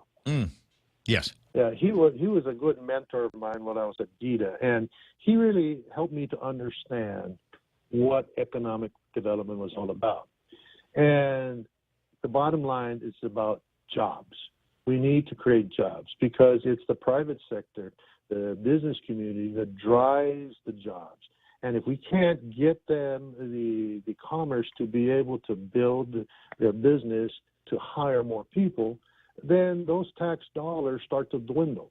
So it's really the private sector that is the most important part of the entire economy. I go back to that story where that young man I met at the Hilton when we first had our general membership meeting, and he was thanking me. I don't know why me, but anyhow, he was very thankful that we were having an event. And every time I go down to Tumon and I see a lot of the servers that have been missing in action for 2 years, etc., they're just happy to be back. We've got the tourism side, and of course we need to be able to get the tourists back on island. But the fact is that, man, those guys need jobs. Everyone can really use help. And with inflation skyrocketing the way it is, the business community needs help to be able to defer that or reduce the pressure of that so that we can keep people employed. It's about jobs. It's about giving people a sense of dignity by having a job. And we're not being discriminatory about anything. Mm-hmm. It's for everyone, right? And that's why the liquid fuel tax. The liquid fuel tax will help everyone from every driver, business, and consumer to be able to have that 10% off. I mean, 10% off. I think I paid $132 the last time I went to the fuel pump.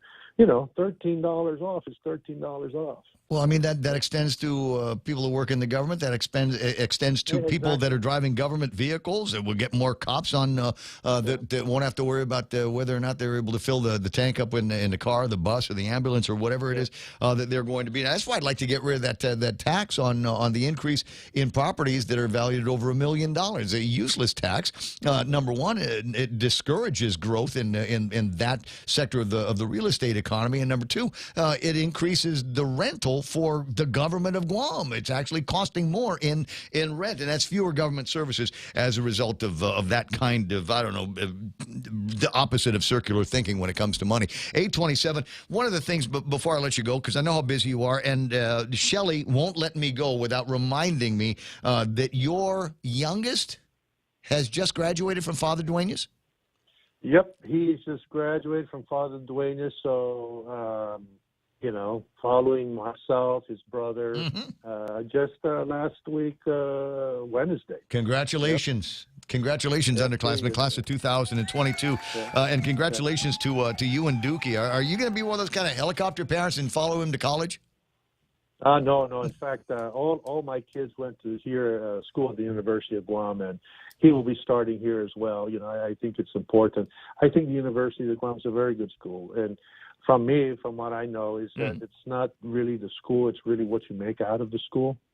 And so he has that opportunity to be able to stay here.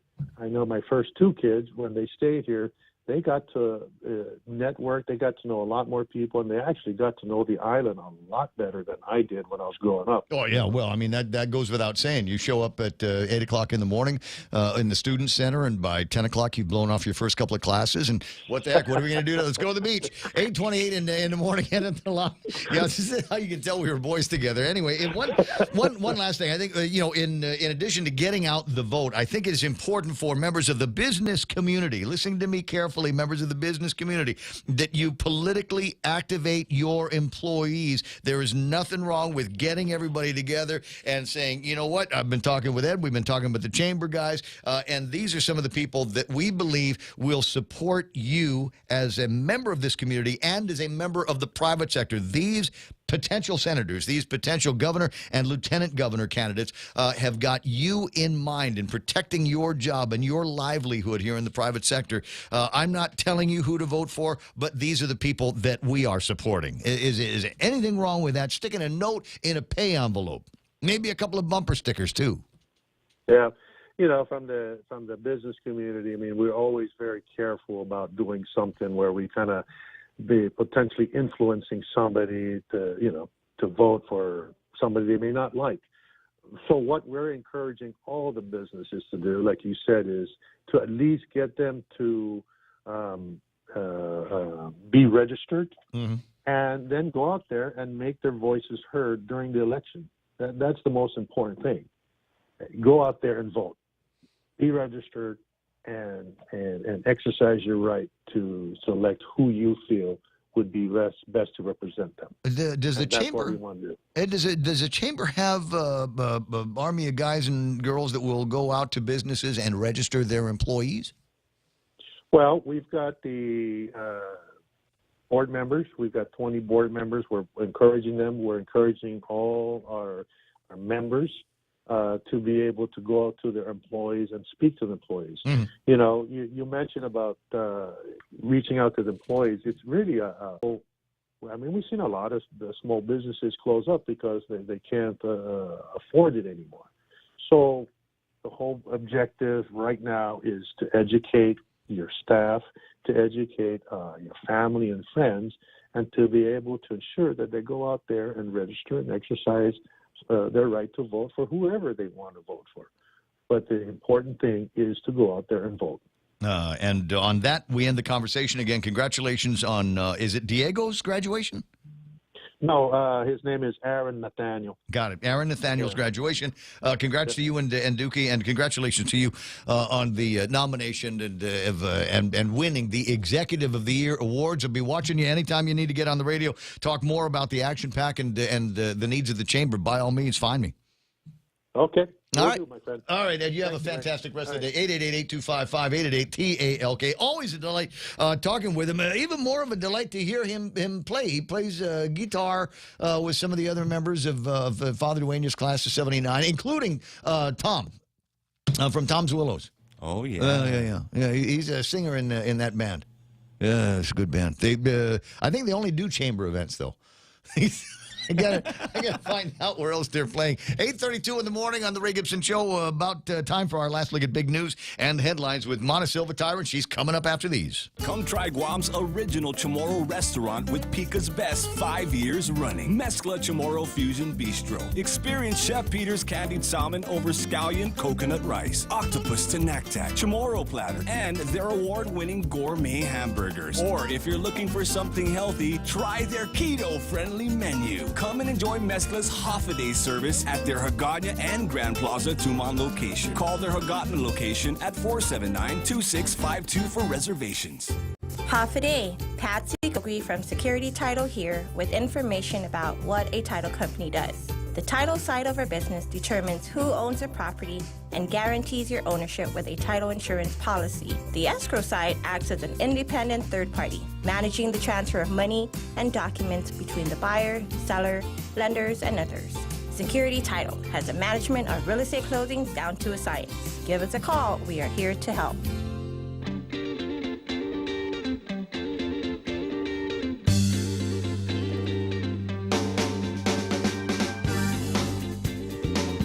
Rudy Magallanes reporting on Facebook Live. The new president of the Philippines is Bongbong Marcos. Viva! Much will be read about that. John Ananich online here this morning. Viva! Here I am, Lord. Is it I, Lord? That you're looking for. Vanessa Santos, Jay Rojas. Speaking of happy birthday. Hey, mahalo, handsome man. Wishing me a happy birthday. Carl Meyer, Frank Meno, Sherry Iriarte. Oh, happy birthday, Ray.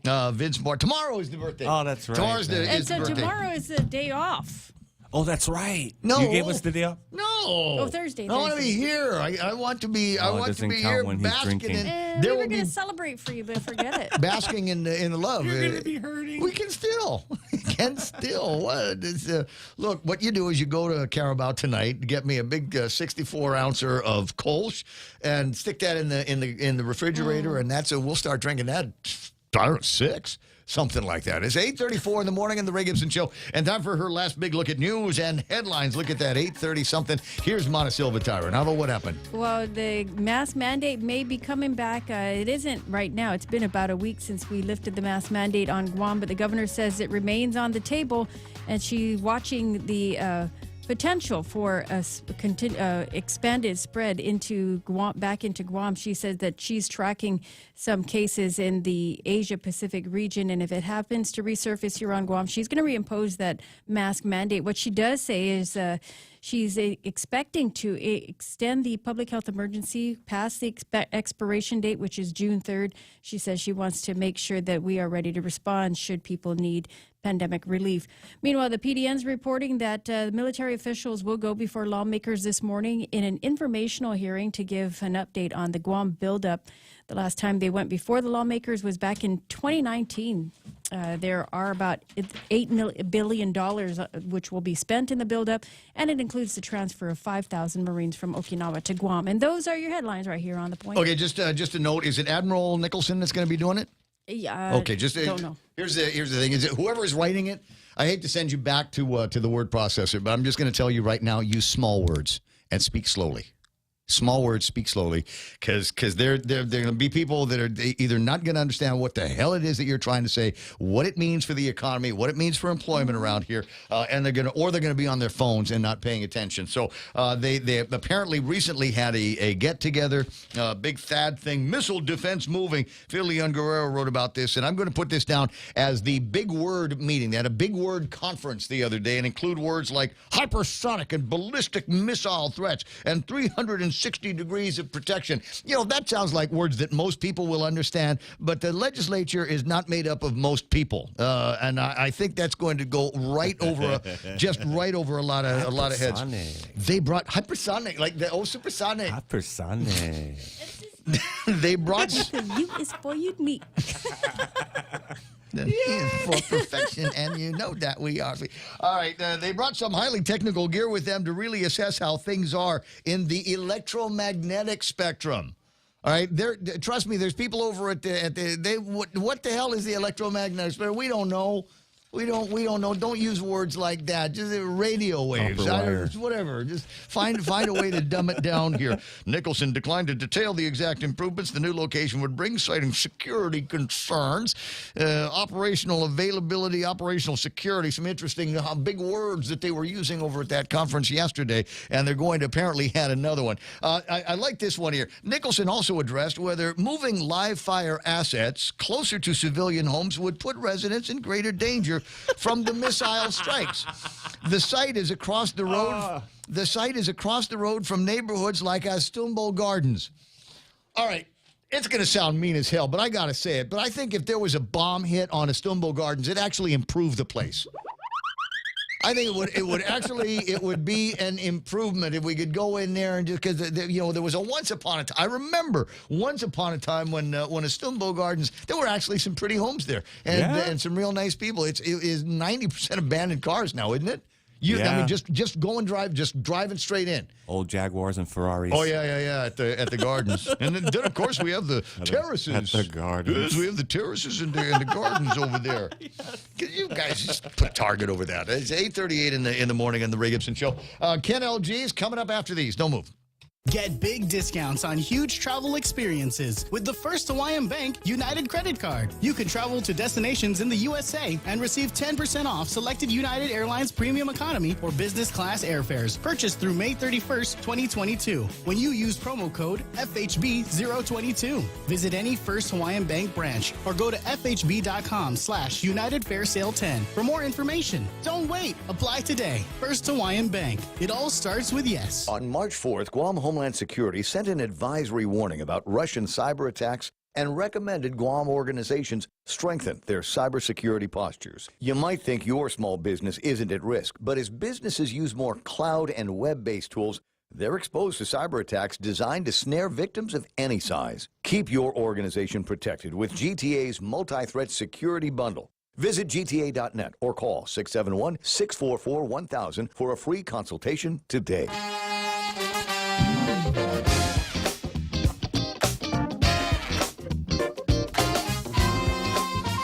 No, Beverly, you're salty today. Beverly writes to me, she says, that witch with her big toothy smile plastered everywhere, sans mask. You're talking about AOC, right? I mean, I saw. I think in one of my groups, there's a picture of AOC with those big kind of donkey-looking teeth. 8:39 in the morning. Ken LG, the original and still the world champion, other Governor Leon Guerrero on the line. We'll talk with soon-to-be Senator Harvey Egna in just a second. Good morning, Ken. How you doing? Welcome back. Well, the reason I came back is my fly on the wall came back and reported we now know the date when the mask mandates return. And that date will be as soon as Mike St. schedules his first big public rally at Adelaide. But not bad at all. Well, sometimes these conspiracy theories seem to turn into actual fact, and sometimes it takes a while, and sometimes it happens within a couple of weeks. It would not surprise me. It would not surprise a whole lot of people if the same thing were to be said about Felix and Tony. Although I don't think they're as afraid of Felix and Tony as they are of Mike. Oh yeah. Yeah, I would agree with you on that. And one of the things I've been trying to do is I've been trying to encourage Mike and Bree to hold a petition signing there at Adelup. I did. It went well. I just followed the lead of the governor in 2020, and I think they should do it there as well, because there are a lot of people that are reaching out to me asking where can they sign the petitions for Mike St. because they haven't, seen any announcements or advertisements or even any post where people can sign their petitions, and a lot of people want to, and I think they should. At this, wait, Joe, you've got Bree's number there, right? You've got the new number. I do. Yeah, ask her. Call her. She doesn't have to go on the air. I mean, if she doesn't want to. Okay. I don't know why she wouldn't want to. It's not like, there's a contractor like a, what is it, beach clause or something. Non-compete clause. You're not competing anymore. Not anymore. Well, that was the first thing that I wanted to bring up. The second thing is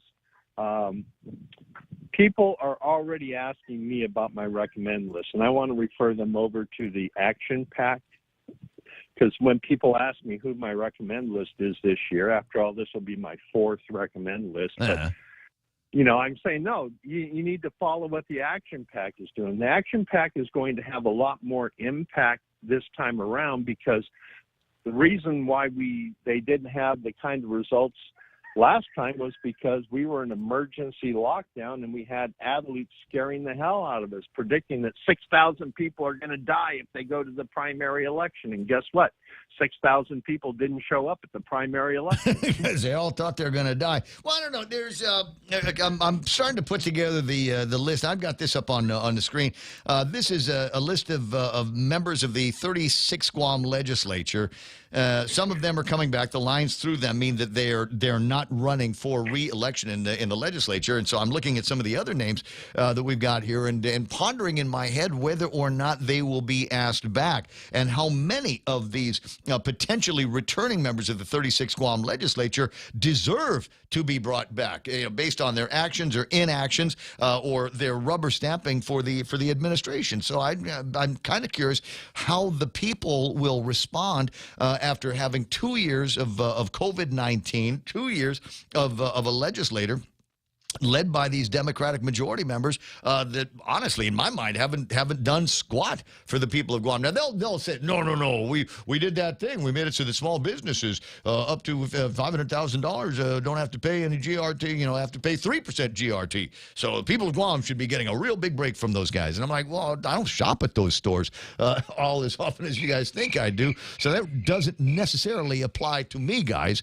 We need to be talking about some of the bigger stores where some of the bigger expenditures are made, or globally. Why did we not? If we could reduce the business privilege tax for some businesses to 3%, why didn't we do it for everybody? Why do we insist on taking little tiny tax bites out of things and pretend that we're doing something for all of the people of Guam? It's all about the headline. It's all about the headline. Well, here's the headline. DeSantis in Florida has got a $1.2 billion break for all of the taxpayers in that town. They're not going to have to pay taxes on groceries. They're not going to have to pay taxes on diapers and clothes for the kids and liquid fuels tax for their vehicles. This is what they're doing in Florida. And you might be asking, well, how are they going to pay for all of that? They're using American Rescue Funds to offset. Now, somebody's going to say, well, you can't do that. Well, they could do it in Florida. Why can't we do it here? My question exactly. We've been sitting on this money for far too long, and it's becoming an embarrassment for the administration. That's why she's going to hand it out $300 at a time. Well, wait. Hold on. Do me a favor. Hit $300 a head. That's nothing. It's a rounding error. It's crumbs, ladies and gentlemen. You're fighting over crumbs at this point. 8:45 in the morning. The question I've got for you, and get back to me when you've got an answer. If it's today, great. If it's tomorrow, whatever. When did we get that money? When did we get that ARP money? It's been a year, hasn't it? We got it back in March 20. We got it a year after the pandemic was declared, which was March 2020, and then end of March or May 6th, I think we got the $566 million. So she's been sitting on that for a year, and out of a year, she's only used $100-something million for pay raises. Well, as of Haiti Gilbert writes in this morning's post, as of April 30th, there's still a balance of $344 million. 60% of the ARP funding is still sitting around. And at the rate of and I know what they're thinking. Well, it's $50 million a year in the LEAP program and $300 a head in a program in Jaluppi. At that rate, we will still have that money, or be in a position where we have to send it back in a few months. So it seems to me that we've got to get a whole lot faster at doing all this. 8:46. Hey, I got to let you run. I'll talk to you pretty soon. Yeah, absolutely. Good Happy man. birthday. Not till tomorrow. Not till tomorrow. Yeah. Be ready. Be ready with the live eulogy or the letter to the judge. The accolades that you would give me in a letter to a judge tomorrow morning, starting at 6. Hey, if 23 elected officials can write letters to a judge on importing meth, then they should be able to give you a birthday. That's all I'm thinking. 8:46 in the morning. You have a terrific day. 888-825-5888-TALK. Yesterday, around this time, we were talking with Mayor Jess Allig, Pica's best mayor. Whoop, whoop. Down in PD, and he's one of the guys that is Central Command talking about foster families here on Guam, and they have it is amazing the increase in the number of kids that need foster care. It's the numbers have gone up, and it feels like it's exponential. Drugs, huge problem. Poverty, huge problem. Crime, huge problem. And members of the community that just cannot stay in the same house with their parents. Harm will befall them. So there is a need for more foster families. If you're interested in the process, by all means, reach out to Mayor Jess Allig down in PD and find out how you can begin that process for you and your family. Guy was listening to an earlier broadcast. His name is Harvey Egner, listener of the program, big on Facebook Live, and potential senator in the 37th Guam legislature. Heard that broadcast and said, I might be able to, my family and I might be able to make a difference. Harvey, welcome to the program. I'm glad that you were here, and I'm glad that you were there listening that day. Thanks for having me on the show this morning, Ray. I guess I'd like to talk about taxes, but it sounds like you kind of beat that to death already. Oh, no. We can always talk about taxes because we're getting screwed. Taxation in general is theft, if you ask me, and even more so when we've got the elasticity in the economy around here, and the government of Guam has gotten a raise as a result of Biden inflation, but you and I aren't getting any added value from that. So I don't know why we tolerate. Maybe that ought to be a Harvey Egna platform. Is I will create another version of a taxpayer's bill of rights that says after X many quarters of a year where we have this kind of where we're flush with this kind of cash, a mechanism has to be put in place to either drop the business privilege tax or revert those dollars back to the taxpayers in the form of instant rebates or checks. Somehow you're a good mind reader. I'm glad to hear that.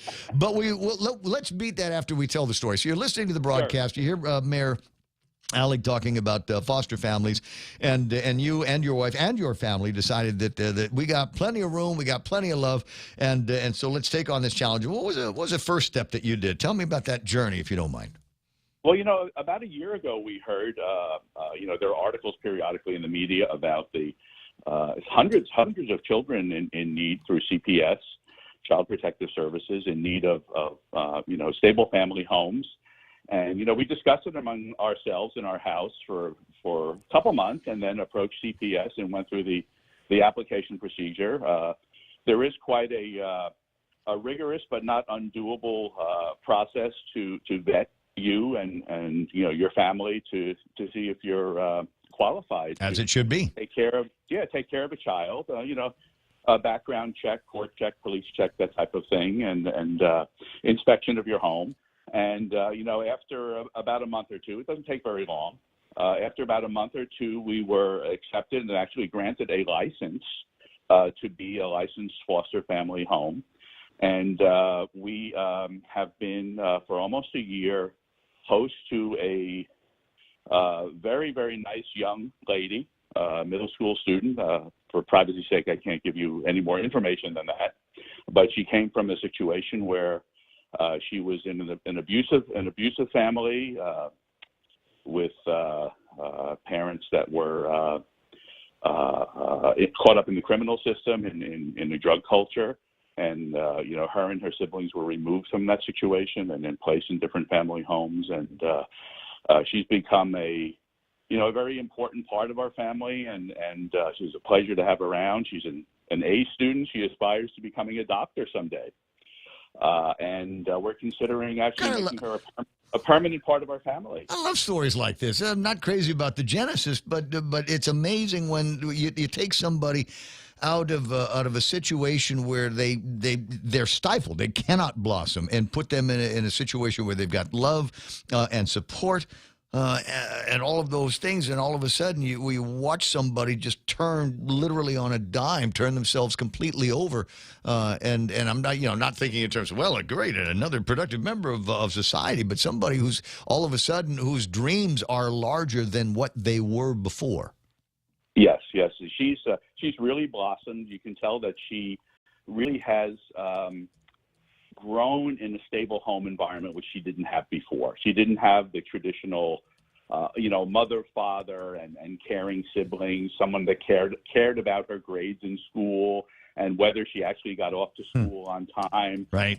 Having a conference with her teachers, making sure she was in the house for dinner at night rather than out with her friends in the street type of family environment. And she's really, she's really flourishing, and I'm really, really proud to have her as part of our family. And as I mentioned, we hope to work with CPS and make her a permanent member of our family maybe over the next couple of months. Harvey Egna on the line, and you'll be able to see him on the ballot for the 37th Guam Legislature, although that is just an aside, because it sounds like an even bigger, higher calling takes place over at the House.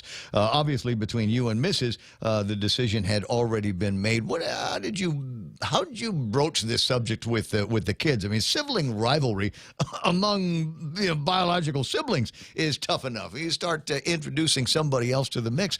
Were they prepared for it, and how springy did the kids need to be? Well, we have 3 kids of our own. They're 17, 16, and 8. And we chose the sex and the age of the child we were taking in, kind of so that the two, our 2 older girls could be in effect mentors for her, and that's worked out really well. Matter of fact, she shares a room with one of my high school girls. Okay.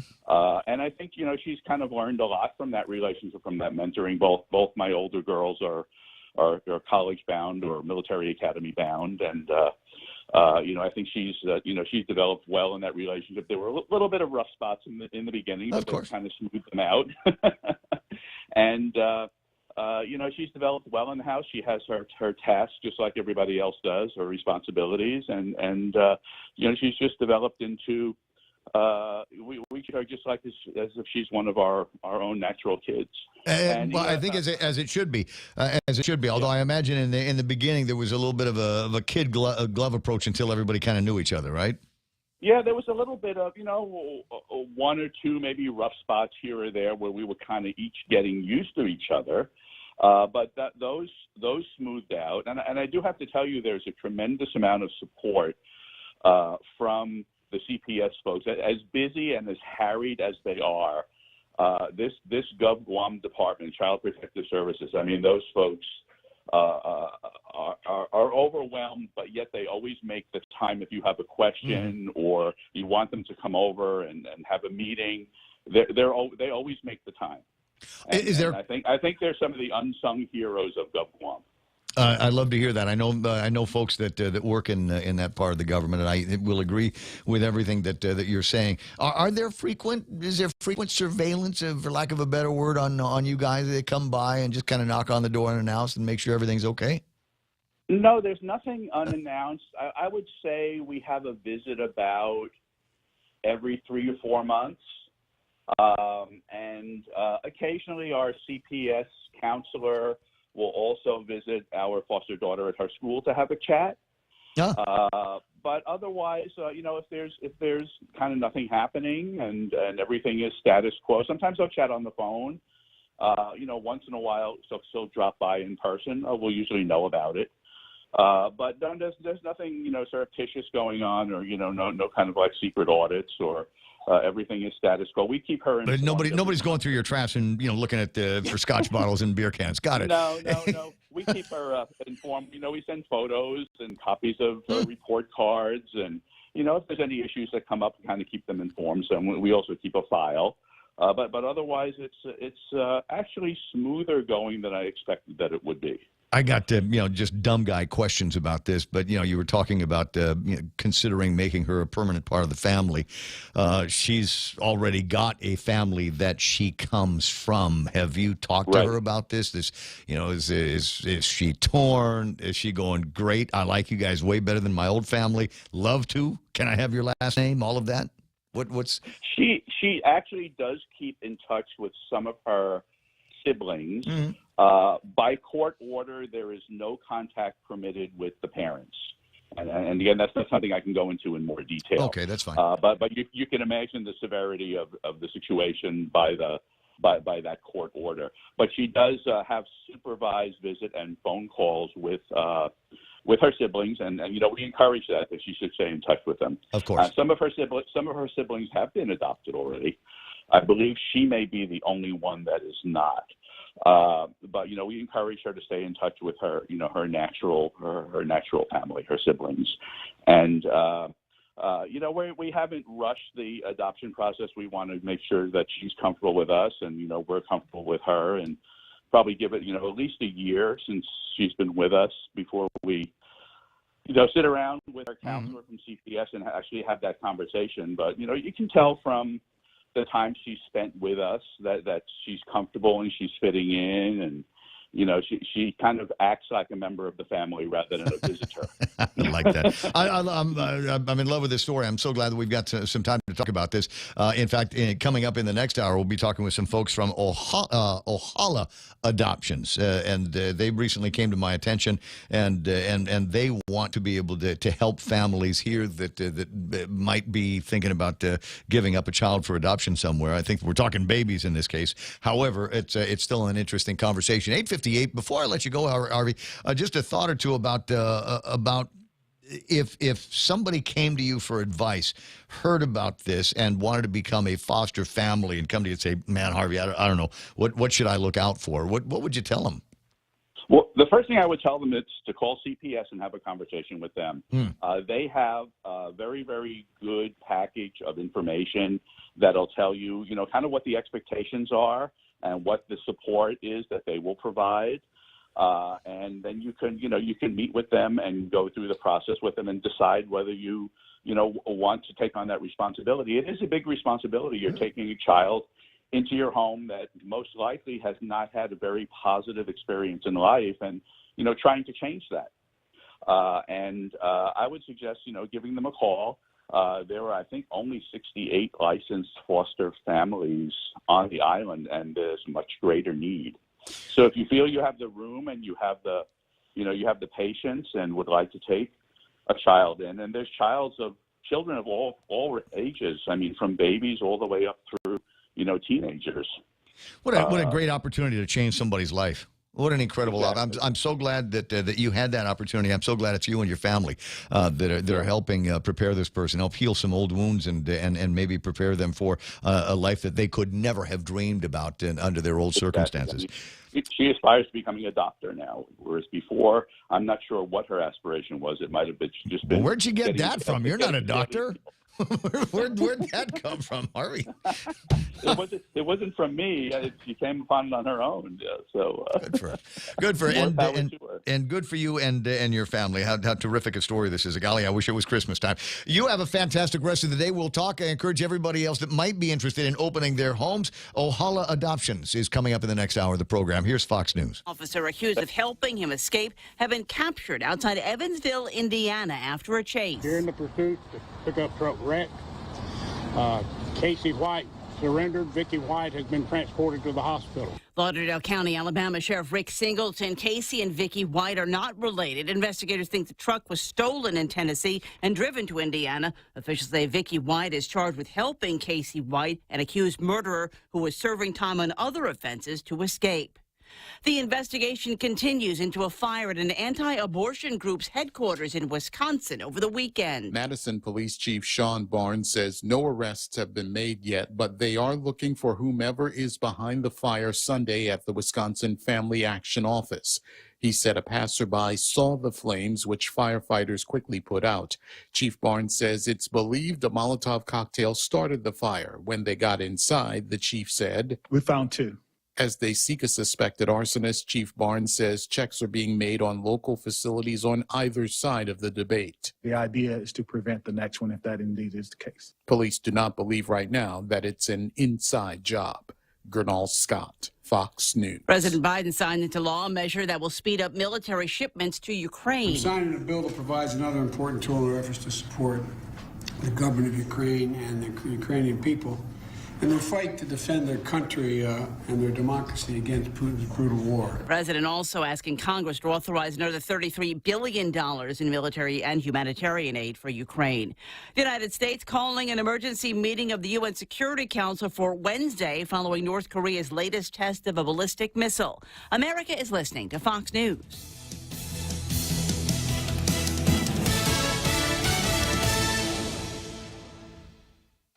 Attention! Lolita Kamet is now with Hoffaday Realty. She'll always be that hardworking and passionate real estate professional who is committed to helping you make a difference in your life and helping you achieve the American dream of home ownership. She also specializes in commercial leasing, land sales, local residential sales leasing, military and corporate relocation. So for all your real estate needs, call Lolita Kamet now with Hoffaday Realty at 688-6743. That's 688-6743. Hoffaday, my name is Joan Kinata from the village of Umate. I've applied for the program Salapi to help me in my daily commute from Humata to Manila. Thank you to this administration for the program Salapi. The application deadline for Program Salapi has been extended to May 22nd, 2022. For more information, please visit doa.guam.gov. This ad was paid for by the Office of the Governor using government funds. The Justice Department is reporting hundreds of people are accused of misusing COVID relief funds. We're finally getting a picture of what this fraud looks like. Those federal investigators from all across the United States believe that we are at more than $100 billion with a B in COVID relief funding earmarked that was supposed to help small business owners make payroll. Since the Small Business Administration ended the Paycheck Protection Program, known as PPP, exactly 1 year ago, the FBI has made hundreds of arrests. 57,000 people on Treasury's do not pay list receive loans. That's something currently under investigation. And just now, the Department of Justice announced 2 more sentencing announcements for PPP fraud. One person being sentenced to 6.5 years in prison, the other people for 10 years. Fox's David Spunt. The DOJ says some of those accused used the money to buy homes and luxury items. Multiple earthquakes take place in South Carolina, and scientists are still investigating what caused them. 3 earthquakes happened Monday morning northeast of Columbia, South Carolina. The largest one was magnitude 3.3.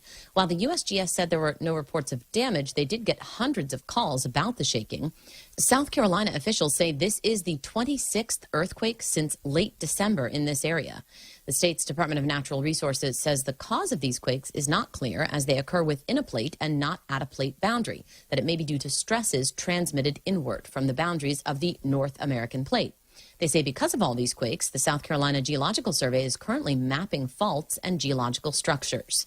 Jessica Rosenthal, Fox News. The summer movie season's off and running thanks to the latest Doctor Strange movie. Doctor Strange in the Multiverse of Madness took in $185 million over the weekend. The Bad Guys in second with $9.8 million, and Sonic the Hedgehog 2 in third with $6.2 million. I'm Lee Silasera. This is Fox News.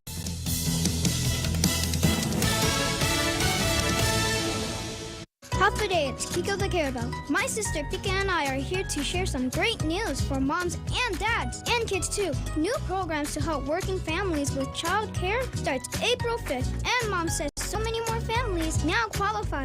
Visit GuamChildCare.com for more information and to apply today. Program Penila is brought to Guam's working families by DPHSS, GIDA, Governor Lulion Guerrero, and Lieutenant Governor Justin Ori. This ad is paid for with federal funds administered by the Department of Public Health and Social Services. We're already Pika's best radio station, but we're always looking for ways to be even better. Announcing The Point on Alexa. In addition to our FM and HD radio feeds, our incredible app, informative website, Facebook Live, and YouTube Live, you can now tell Alexa to stream The Point. And your smart speaker will start playing whatever we're saying. News and views 24/7 with your 4-word command.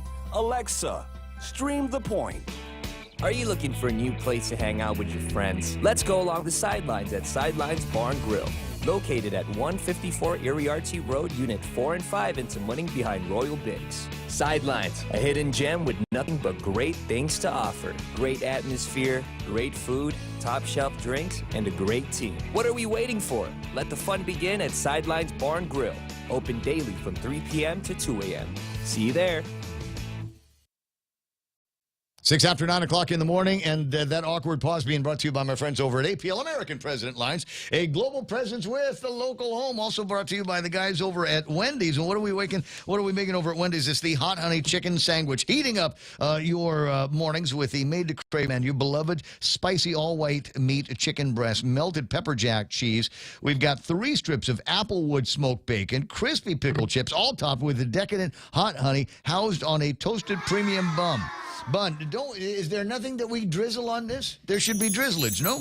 Little sweet, little heat, a lot of good. Only at Wendy's, we gotcha. Bringing you closer to the action. Any speaker, anytime.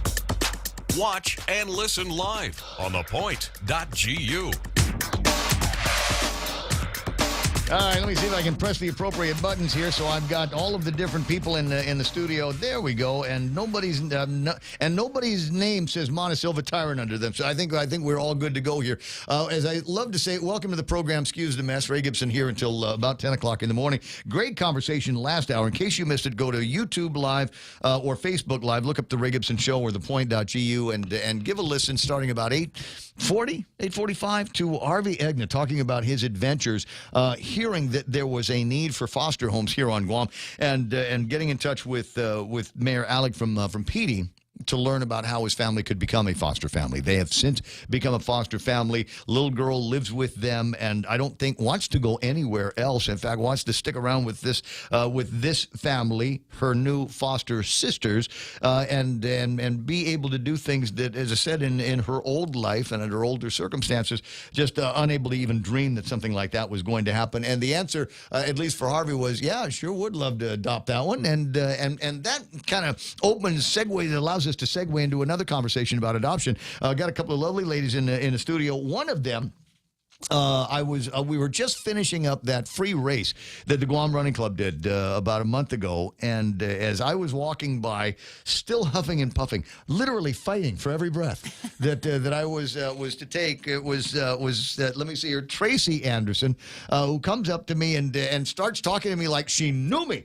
and I thought, okay, well, this is interesting. I'm trying to make out the face, and she says, no, you interviewed my husband, and I'm looking at it, still trying to make out the face, and it was a conversation we had with her FBI guy. And I said, oh yeah, I remember that guy. Where's he wasn't around that day. He didn't have to do that 5K with anybody else. Well, I'm glad that you did. Now, while I'm trying to make out your face, where I knew you from, I'm looking at the background, and there is a banner with a logo on it. Ohala Adoptions is what it said. And then you started saying, well, we got this thing, and maybe we can get on the radio and talk about it. I'm like, sure, absolutely, because there are so many great stories out there, and among them was I used to work with a family, and a common story. And for whatever reason, they tried and couldn't have a kid. Tried and couldn't have a kid. And about the same time that they tried and tried, they said, okay, well, let's look at adoption. Let's see what we can do with adoption. All of a sudden, a baby comes up, and the steps are being taken for the adoption. And then there was a call from the OBGYN that said, hey, guess what?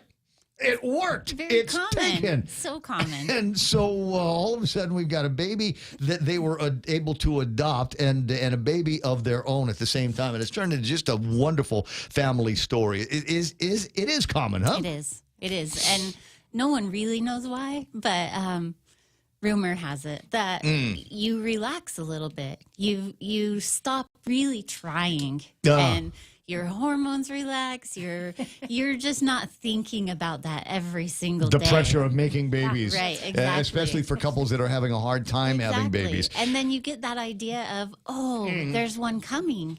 Yeah. And your body's like, okay, let's do that. And then all of a sudden there's prepare two bassinets, prepare double the number of diapers and things that you're going to get. It's an interesting conversation, and I'm sure that everybody has something similar in their lifestyle and their families and things like that.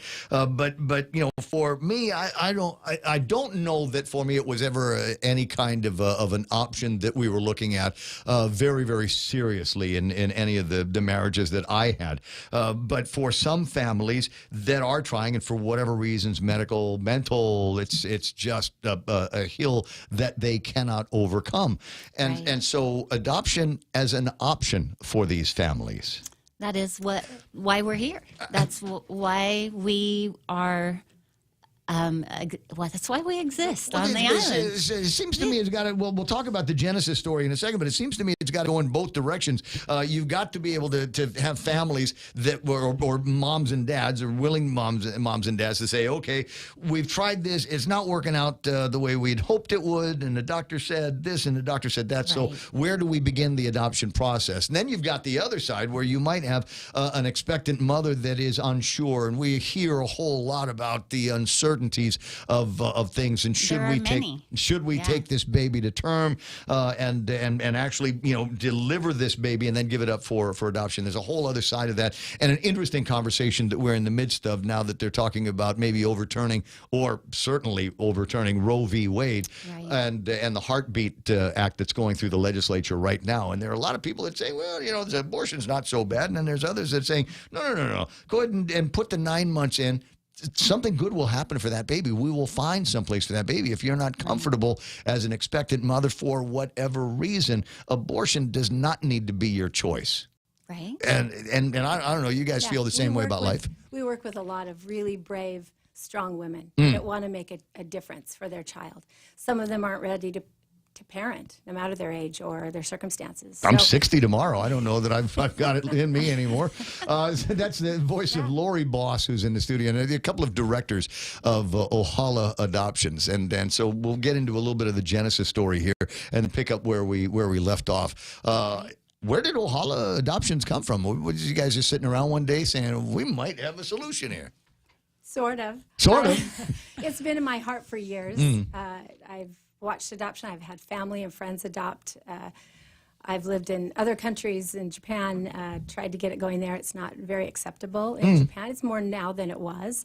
But, in the U.S., adoption is a very commonplace thing. Most families are touched by adoption in some way. Some member of your family adopted or placed adoption or both. Culturally around here, there's any number of people who might be, if you take a look at the obituaries, you will often see so-and-so reared by so-and-so. Yes. So it's very, very common around here. Familia Pux, I think, is the language that we use, where you've been adopted into this family, whether you want to or not sometimes. They found me in a trash can, Ray.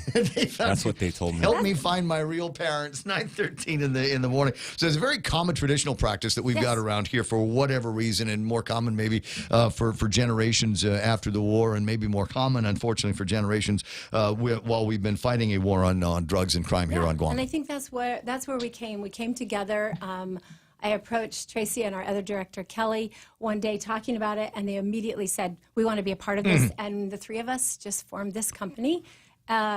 Living here in Guam, seeing women that need options, women that need choices, we wanted a positive choice for women. Yeah. And we want a positive choice for that child.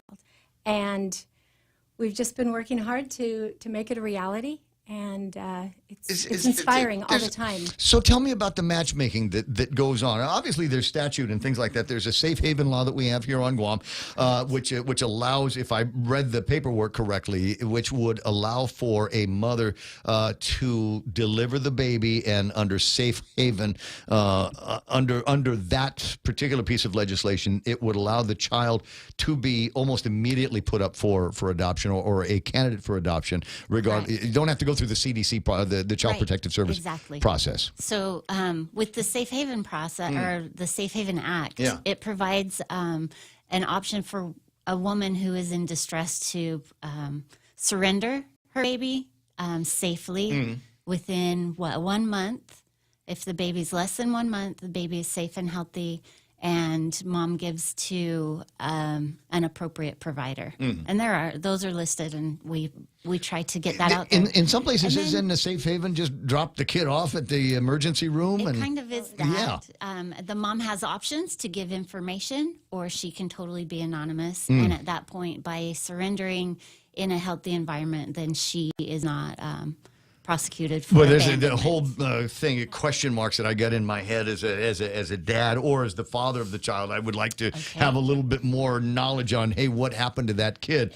You were having a baby. I didn't necessarily abandon you, and I maybe could have helped out. I just, those kinds of things. Does anybody ever go back to the baby daddy and say, hey, did you know about this? Would you be willing to take the kid? That's where CPS does come in. Anybody that's abandoned, it's a harsh term, but women in a crisis situation, this is not our first choice of the way to place for adoption. But women in a crisis situation that need help, they can now, with the last law that was passed, it was that they can call the ambulance, even pick their baby up from their home if needed, and transport that baby through the Safe Haven law. But CPS immediately is involved there. They will come and make sure, when Tracy said a healthy baby, I mean, it can be a sickly baby, but not an injured baby. Does that make sense? Not child abuse. Yes. Right. So if there's no child abuse, CPS looks into it. Make sure that dad or whoever else knows. So this isn't a stolen child, for example, right? Make sure that the circumstances are correct, and then, yes, they can immediately be placed. They have 48 hours to come back to CPS and talk about problems or issues. Okay, so completely, totally in my blind spot here. And people that listen all the time know that, he's gonna, about twice a week he says something like that. But this one here, I think about these kinds of things as they become headlines, but not necessarily headlines. Does it happen all the time? Are there a lot of babies that, okay. We have never received a baby through the Safe Haven law yet. No. Oh, that is interesting. Yeah, and we usually get approached by expectant mothers that want to place a baby, and for whatever reason, they explain it. We go through counseling. We go through, reviewing all of their options. We don't want to say, well, I don't think I can raise a baby. We're like, great, take that baby. That is not the goal. The goal is to help mom all we can, and mom or dad if dad's involved. And dad is never forgotten. We go back and find dad. We find all information we can about dad and get his consent also. But Tracy could tell you, adoption has changed a lot. What we think of as adoption, 20 years ago is very different than adoption now. Oh, they used to have little places where little kids lived until somebody came and picked out their favorite. And they've been abolished. We no longer do that. Okay. We don't do orphanages. No. No. So, but it's very different. Because I saw Annie and it made me cry. Oh, yeah. Yes, it would. But I think when you talk about POCSI, that's what we bring up all the time. This is like an extension of that, because we came here, we've lived here on this island, that we love the family values, right? That's what's special about here. People love family. It's important to them. They cherish the children. And I think I'll have Tracy tell you about adoption now, what's different, but it changes the view for extended family members also. Go ahead. Yeah, so with open adoption, which is what we encourage, it's not always possible because of situations that might be safety issues or whatever, but open adoption allows some kind of a connection, some kind of a relationship between the child and their birth mother, natural parents. Interesting. For as long as it is appropriate. And sometimes, you look forward into life and you don't know what's going to happen. So you keep the adoptive parents if they can maintain a good enough relationship with the natural parents to communicate with them, then they do what's best for the child. So send pictures every once in a while, notes. Happy Mother's Day to two moms. Exactly. Yeah. And then maybe, they get together for play dates. Or maybe, the child's 4 and this is something that's causing distress and you back off a little bit. So every story is different. So it's not a requirement. You'd like to see something like that. You'd like to be able to have the child maintain communications or at least some kind of relationship with their birth mother through time, so that they don't turn 19 years old and freak out trying to find who their birth parent is and ask those uncomfortable questions. And so far, all of our placements are like that. All of our families. How many have you managed to do since there has been Ohala? We've placed 3, right? Yeah, and we have a couple more waiting right now. Yeah, but it's really great, and it's also extended family. Grandparents, aunts and uncles, they can be involved if they want to, and they're safe. So it's a very different picture than what we used to think of. In fact, there's one word we don't use anymore, which is give up. It's place, because mothers aren't giving up everything. They don't have a legal right to their child as a parent, but they have a relationship, and they have chosen. A mother that maybe doesn't have a lot of other choices in their life, they have chosen a better life for their child. 20 after 9 o'clock in the morning. So that I suppose is a part of the conversation, the supply side, if you will. I'll put it in economic terms.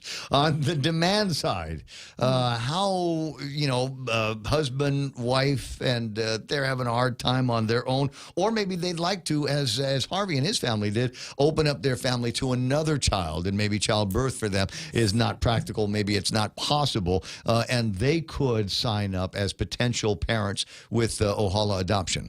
Correct. So we are always accepting adoptive parents, families that want to grow their family. We also do encourage families to enlist and sign up for the foster program, if enlist is the right word. I couldn't tell you, because I feel like I got to use the right words here. Service to the children, to the island. So we do encourage foster families, especially if you're waiting for an adoption. Why not also prepare a child for something like that, or just I don't see. open your home. It seems to me that somebody, if you did one, it's like one or the other. Look, a big house, lots of love, and lots of the resources that we're going to need. It would be great if it was a newborn, but if somebody's coming in out of this foster program that needs, just needs the stability of a household, then that's one thing. And who knows where it's going to go from there? There's nothing wrong with adopting a teenager. There's nothing wrong. We have families that would prefer older children. If you consider people who've been together for a long time and they probably have a career. Yeah. Maybe they're a little bit older, right? And so a newborn isn't the easiest thing.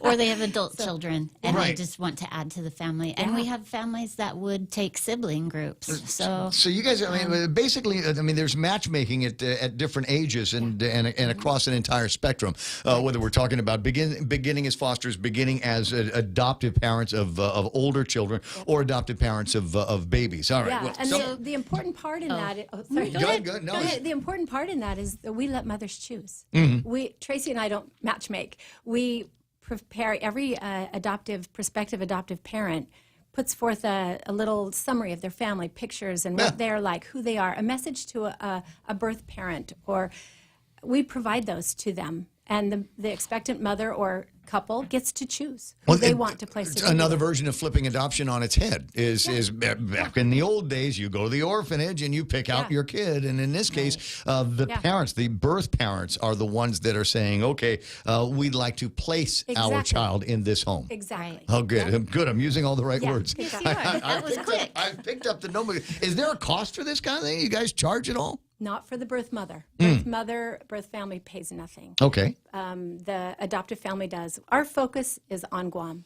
on our island here, and helping families. Adoptions can be very, very expensive in the States. Well, it sounds like So they can we be complicated, charge a kind very of. minimal fee here. But it sounds like it can be kind of a complicated process, and maybe walk me through it.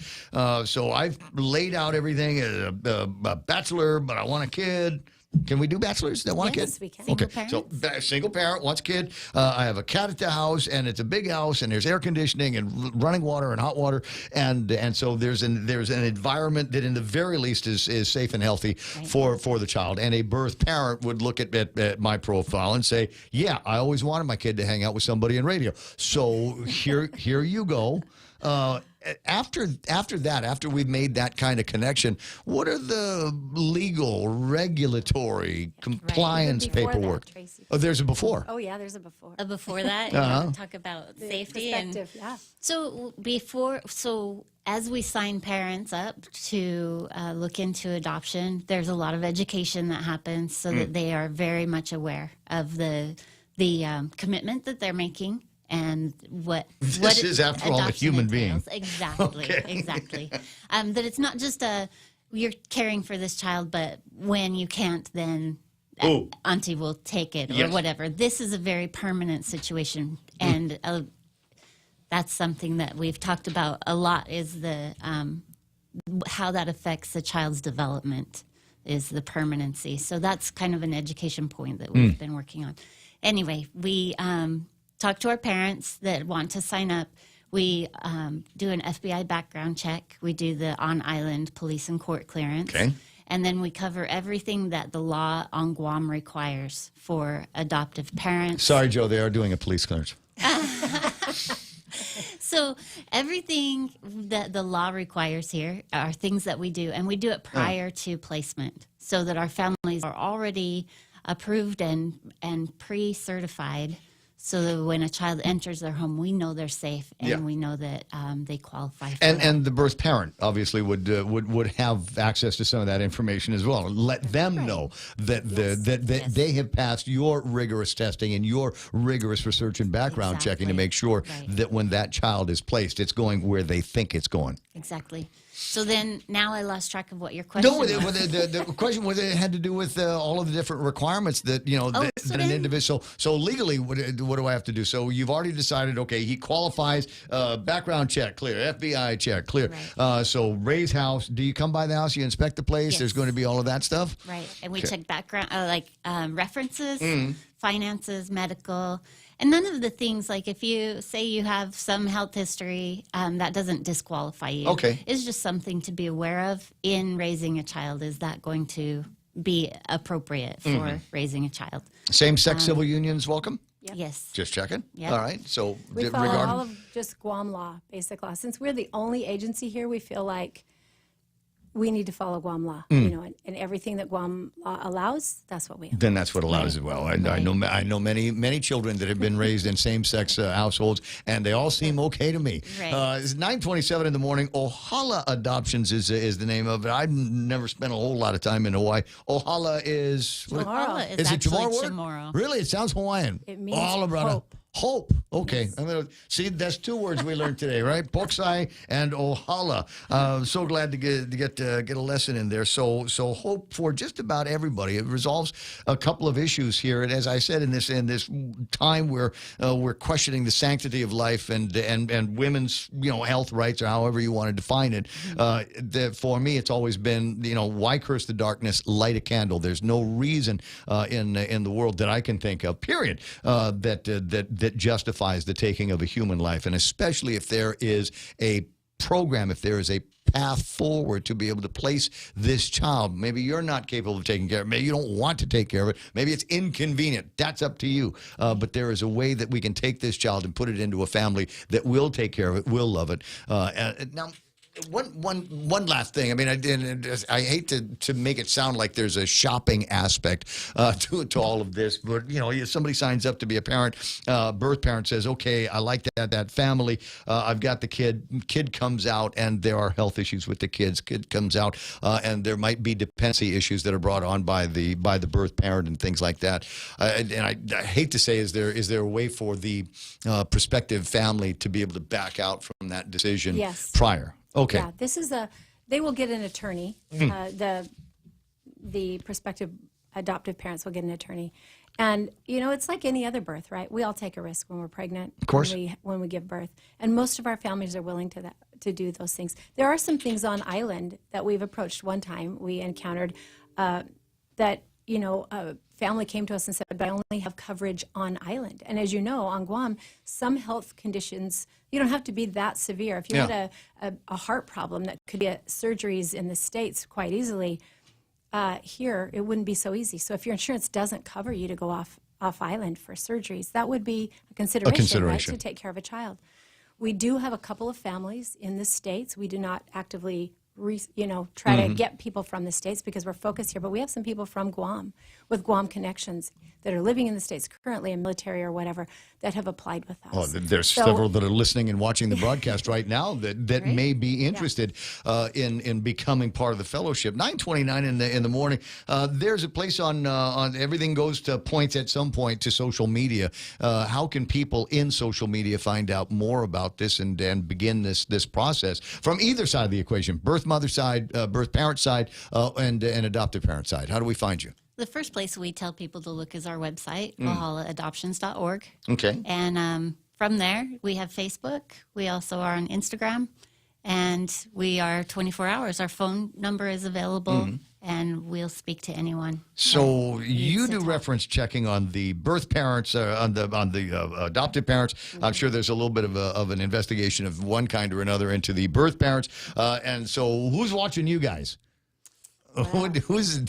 Everyone. Discussion lately. Everyone right now. What's the reference checking? I want to reference this Ohala Adoptions and make sure that they're on the up and up. Exactly. Well, we've tried to be very above board, very transparent in all that we do. We also had background checks, police and court clearances. Yeah. And in the beginning, there are more now, more standards and regulations. Yeah.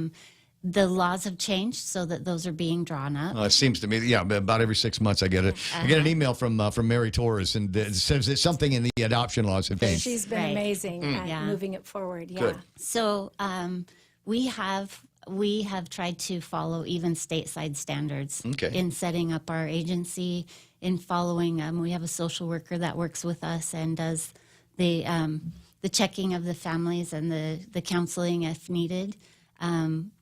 We have people in the community that work with us if we need translators to be able to make sure that we are clear and things are really understood. And we are working through CPS. We don't work with foster children right now. Hopefully, maybe someday we can help with that. We know there's an overwhelming amount of children. Seems to be a growing problem that we have on Guam, unfortunately. Yeah, and we really advocate for the children. So in whatever way we can help, we're happy to move forward with that. But until then, we do work with CPS to make sure that all of our home studies, which we do prior to placement, then are approved by them before they go to the courts. So this is not an overnight thing? No. Thankfully. and everybody is being seen by everybody else. It's like the three branches of government, checks and balances all the way around. So I'm glad to hear that. Among the people that I wonder to what degree they would have an influence, a very good friend of ours is Tom Shea. Tom's, and my joke is he's my doctor. He's actually, he's a doctor. He's an OBGYN. And he's very prominent on the island, and he does great things.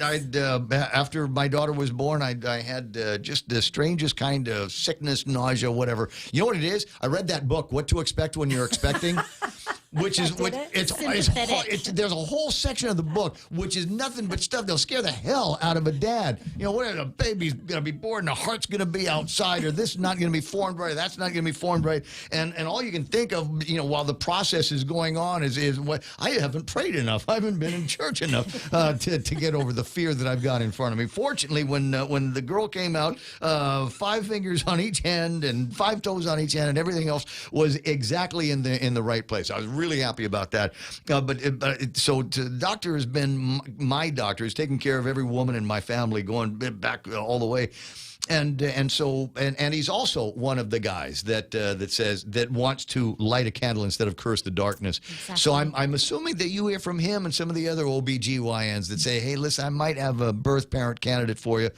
Just shows up at the doorstep, not sure what she wants to do with the rest of her life, not sure what she wants to do with this pregnancy. When can you guys get involved? I mean, can you get involved? At any point. At any point. So I mean, as soon as she finds out she's pregnant and goes, this ain't for me. That's a good time. That would be preferable. Yes. Yeah. Right now, what we have is a lot of moms that come in and they're due in 25 2 weeks or 4 weeks. Yeah. And we're kind of scrambling. It can be done. It can be done the day of birth. All of this stuff can happen quickly, but we do really prefer some time. For 9 months, you can get anything done in 9 months. Having pre-approved families helps us be able to do it quickly. Yeah. So if we get a call from a doctor or from a hospital, then, you know, we've just finished a training program with the GMH and their staff and administrators and social workers about how an adoption could take place at a hospital. Then they call us, and after speaking with the mom, if that's really her choice, we've got candidates right there. Yeah. So it can be very quick. A little rushed for the adoptive parents, but they've been waiting so long, they're usually just thrilled. Yeah. You already got the spot picked out. Here's everything is everything is folded, everything is sanitized. We've got, you know, every time you go to the store, you make an investment and buy a thing of formula because you know that's the most expensive thing in the world. Is there also provisions for support for some of the birth parents, or is that kind of got to be birth parents do have every resource available as far as they will qualify for WIC. For 6 insurance, months Medicaid. After they deliver, even to get them back on their feet, stay healthy, get healthy. Right. So another dumb question. So even though I'm not the one that had the baby, do I still get to go to my boss and ask for maternity? Yes. Yes. Yes, you do. Because that As an adoptive parent, you mean? That child deserves that time with their parents. What a fun conversation! I'm so glad that we had an opportunity to meet and talk about this. Ohala Adoptions, as I said, you can find them in Facebook. There's a website, ohalaadoptions.org, in the World Wide Web. If this applies to you or somebody that you know, by all means, reach out, take advantage. Obviously, you can tell they're nice ladies. I don't know about Kelly because she didn't make it into the studio. Kelly's wonderful. Is she? Okay. She is. No, apparently doing a little bit of traveling these days. And next time, and I hope there will be a next time, you know, when after we've learned a little bit more about this. I just, again, there's so much conversation now about abortion, and I hate that as an option. I think that there are so many other adoptions available, and I don't know that I'd be able to put up with 9 months of something gestating inside of me. It's a tough decision for a woman to make, to carry a child and not then parent. or whether it's convenient or not, you're in high school, But you're not you don't have a lifetime of what ifs. You don't have a lifetime of what ifs in front of you. And you say, whatever happened to that kid, you can pick up the phone and call the kid. Exactly. And you can make another family grow. I mean, that's what you're doing is you're expanding the love and you are growing a family. Yeah, I hope that there are adoptive families that are listening to this right now, potentials that will reach out to you and say, okay, we're ready to begin the process and get it going. And as I said, there's folks out there that are listening that know somebody that might be, as we used to say back in the 70s, in trouble, and maybe this will be the appropriate resource and anything than taking a life. Can I just say, Ray, one of the things that's overriding it, every mother that comes to us, expectant mother, is the love that they have for that child growing within them. And it's very evident because they care about what happens to that child. It's not a disposing of a child. That's usually women in serious crisis situations. Yeah. And I think the support of people around to understand that it might not be what you would choose, but to support them in a positive choice. It's a sacrifice, right? Having a baby carrying a baby for 9 months and placing it with someone else. It's a huge sacrifice, no matter your age or your circumstances. So we're very proud. I'm always very proud of that's a funny word to use, but of the women that do so much. I wish you were busier. And I hope after this conversation, maybe you will be. 9:38 in the morning. Lori, thanks so much for coming in. Tracy, it's a pleasure to meet you, and I hope we get an opportunity to see each other again. The program will be available as a video on demand at Facebook Live and on YouTube Live in about 20-25 minutes. And you're welcome to share this, post it up on your website, and let everybody else know what a great program this is and what a great opportunity this is for people on all sides of the spectrum, not the least of which is you guys, because I can tell you got a lot of passion and a lot of love for all of this stuff. Like sometimes we're mentoring these girls through their pregnancies, through this adoption placement. We feel like they're moms. Well, sometimes. I was going to say, there's once we've made the spiritual baby, and now everybody is a part of this family, and that includes the two crazy aunts on Guam, Lori and Tracy. 9:39, Ray Gibson Show will continue on the other side of these messages. The Federal Reserve is starting to increase interest rates to fight inflation, but they're still so low, making it the perfect time to refinance your home, to lower your rate, and perhaps take advantage of its increased value to put some cash in your pocket during these uncertain times. Cash that you can have the freedom to access when you want, where you want, with your Bank Pacific Visa debit card. Lower your rate with cash in your pocket. Access your cash when you want, where you want, with your Visa debit card. Brothers put branches, we place roots, and we're rooting for you. Equal housing lender, credit conditions apply. When one of my family members needs to be seen by a medical provider for an illness or injury that's not life-threatening but still requires immediate medical care, I go to the FHP Health Center Urgent Care. With convenient hours, no appointment needed, and medical providers I trust, I know my loved ones are receiving quality medical care. I trust the FHP Health Center Urgent Care. You can too. For more information, go to www.fhpguam.com. FHP Health Center, the island's only truly dedicated urgent care. Subway's Eat Fresh Refresh does it again, bringing back a classic fan favorite on the menu. The roast beef returns. And not just any roast beef, it's choice Angus roast beef, flavorful and satisfying on its own, or layered with oven roasted turkey and Black Forest ham in the Subway Club. Whether you're a choice Angus roast beef purist or like the variety of the Subway Club, both come piled high on hearty multi-grain bread with fresh hand-sliced veggies. Get your fill of the new roast beef at Subway. Eat fresh. Subway Fresh, 20 till 10. That's it. Where does it all go, Ray? I don't know. I just got here.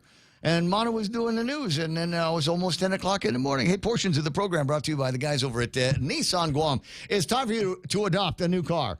You want to just say, oh, that was sweet, throw it all man. together, man. Just throw it all together. I saw what you did there. Oh, you're going to like this one, too. More smiles per gallon. Join the 30-plus MPG Club. Bunch of cars over at Nissan. All of them get great gas mileage, but the ones that get over 30 miles to the gallon include the Versa, 35 miles to the gallon. The Sentra and the Kicks, 33 miles to the gallon. The Altima and the Rogue. This is the part that gets me, because the Altima and the Rogue, they're not small cars. They're not, the ones we'd say, wow, you got to drive a little car in order to get great gas mileage. I mean, the Rogue will get you 32 miles to the gallon. The Altima will get you 32 miles to the gallon. I mean, that's with all in and people and all of that stuff, golf clubs and groceries. So you want more details on this, please go to NissanGuam.com.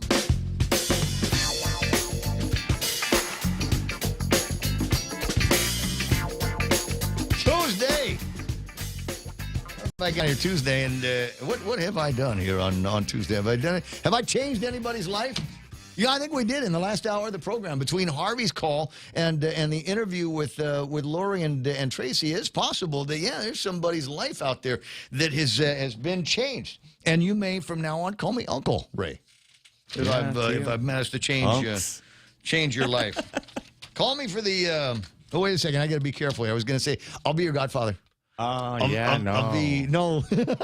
no. Can count on one hand how many kids that I am the godfather for, and it's not it's not because I don't want to. It's because I don't want to. 9:42. You know what it is? I got to go to mass. I go to mass. But the reason why I get asked every once in a while is because for some people, I'm the only one they know that's confirmed. It's like, hey, you got to go find somebody that's confirmed. Well, who's that? And then you ask the guy, and they say, okay, I'll be your godfather. Are you confirmed? No. Okay. Now you got to go to Escuela en Pali for a year. Oh no. Yeah. I've watched that process with a lot of people. So I'm lucky. This is how lucky I am. I'm from an era where it was automatic. It was part of going to school. We had a mass that we did. I don't know. It wasn't every morning, but it was before the class started. Everybody get to school early, and then we show up at church. There's a mass there, and then we had our confirmation ceremony. Like I want to say in the fourth grade or something like that. So it was already there when you were an adult, and you didn't need to worry about it. For some people, kids go to Catholic school, private, public schools, whatever. That might not necessarily be. Oh, you miss out completely, bro. The Holy Spirit, bro. Yeah, you gotta figure out how to do the stations of the cross. We got to do a thing of the radio stations of the cross. Wouldn't that be fun? 9:43 in the morning. I haven't had a chance to go through all of the incredible stories from the Hawaii Free Press. 9:43. Every once in a while, I get this feeling like, okay, there's some brain power in Hawaii.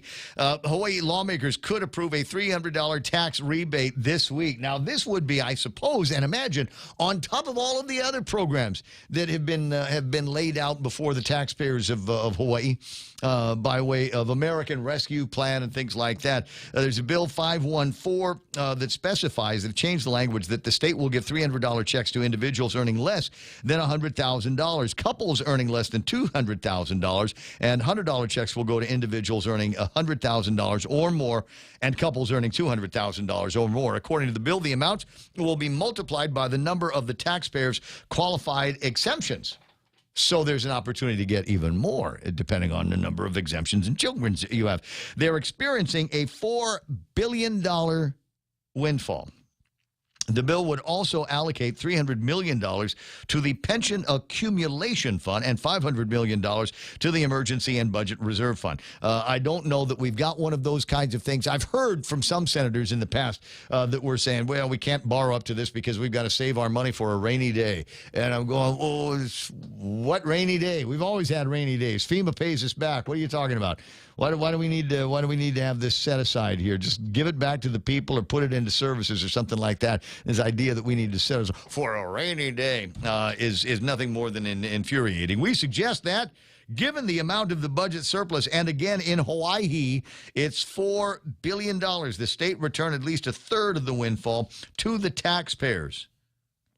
And they're saying that would equal about $1,300 for each of the 734,673 taxpayers that they've got there. So there's an idea here, and it's worth pursuing even beyond the Programa Chalapi, which is means tested here on Guam, among the other programs that are means tested. Now, I'd like to see kind of across the board. You pay taxes on Guam? I don't care whether you make $50,000 a year or $150,000 a year. Here's your money. There's your money. The government of Guam has got a windfall here on revenues to the tune of about $65 million. If it's not there, it's close. Plus, all of this other ARP money that we have not spent. We've only spent, what did the lady say, 41% of all of that money in a year? What is this, Brewster's Millions? You remember the movie, right? Richard Pryor? Yeah. Yeah. You And gotta they gave him spend $1 million or something like that, and he had 30 days to spend it, but he couldn't give it away, and so he was trying to figure out how to. He'd throw money at the market, and then all of a sudden He'd make more money. He'd make more money. Are we in that clumsy mode here? So you got that. So we're sitting around with Programman Salapi and a bunch of other different programmans that we've got around here. Wouldn't it just be easier if you just throw all of that money and say, how much do we have that we can just give to the taxpayers, and then say after that, after this, no more. I'm not kidding. After this, we're going to be out of money. And it's going to be a lean time for the government of Guam, but it's the people of Guam, blah blah blah. And here's your dough. Get out of here. And then work like the devil on righting the economy. There's a good point that was made in Pacific Island Times that you can find virtually everywhere. And there's a great editorial from Marvick, and Marvick makes a great point here. The idea. It's in today's newspaper that we have to be ready to, at a moment's notice, be able to rise to the challenge of another surge. We've got to be able to take care of 15,000 families, 40,000 children on Guam so that they can continue to be roly-poly. Otherwise, we will have failed. And Marvick makes a point that says that should not be among the considerations. The problem is, and we need to start looking at things like that from this perspective. The problem is we haven't done enough to get these people back to work so they don't have to worry about SNAP money and an additional, $20, $100 a month because of COVID-19. We got to get these people back to real work is what we've got to do. No, we can't because the businesses aren't hiring. Well, it's not what Dave Del Sola said. It's not what the people over at GCC are saying. They're saying lots of businesses are hiring. So why are we still mollycoddling all of these people in the SNAP and EBT programs? If you can go to work, go to work. But no, we're not like that. No, we gotta maintain this public health emergencies to take care of these little roly-polies that we've got around here. These comfortably poor folks that we've got too many of. 9:48 in the morning. So I appreciate the perspective that Marvick brings, and I said it yesterday, and I'll say it again today. Ran into a guy in the military, and we were talking about housing. And he said, "Well, I haven't bought anything, but we live out in town." Like the military guy said, "We live out in town." Out in town. Yeah. All right, so welcome to town here. So if it comes down to it, if there's a line over at Moses, get in the back. You got base, man. You got Popeyes. So, I'm kidding. He said, well, no, we're renting, and I guess that means that I'm part of the problem, and I needed to redirect that kind of thinking because I don't want, especially people in the military that are in service to our country, that are here to defend us, who are here to be positive forces on the island and in the region, that they are part of any problem whatsoever. You're not a part of the problem because that you are able to, working with the government, live in a decent place out in town with your family, making connections out in town with the family, new friends out in town. That's not privilege. Thank you for your service. Hope you appreciate the privilege of serving the country. The problem is that we have not done a good enough job around here, and over decades of taking our people, bringing to the economy businesses that hire high-paying jobs, and then taking the people of Guam and training them and educating them so that they fit in those high-paying jobs. No, come to Guam. You don't need to bring an airplane load of guys from the States to work on these jobs. We got them here. Got the engineers, got the drafters, got the IT guys, got the plumbing, got the electrical, got all this other stuff. We don't need to bring anybody else in from anywhere else for these $25, $30, $50 an hour jobs. We got guys here that we've trained up for that. But no. The most important thing is that we can take care of all of the additional roly-poly money in the EBT and SNAP. So to my military friends, you are not part of the problem. Thanks for coming to Guam. 9:51 in the morning. Other things that are making headlines around the world. Are we done with the Roe v. Wade conversation? No, we are not done with the Roe v. Wade conversation. Are you here? Are you hearing all the squealing that is coming out from these guys? It's still beating, Ray. Oh, boy. Yeah, the heart's still beating. Heartbeat. What's that song? Neil Diamond, Heartbeat? About, and then there's Heartbeat by Don Johnson when he was married to Barbara Streisand. Yeah. That's a That great. was his hit. That's a great song. That was a one-hit wonder. It's in my Spotify, bro. It's in my Spotify. But there was the one about the school. Didn't Kenny Loggins do a song about the Heartbeat School? No, I think that was Neil Huey Diamond? Lewis. Huey Lewis and the News. The heartbeat of rock, the heart of rock and roll. Still beats. Yeah, but I don't think we can use that song in the abortion conversation. You're right, Ray. So they're asking in Hawaii, what would change if Roe v. Wade was repealed in Hawaii? And the answer is nothing.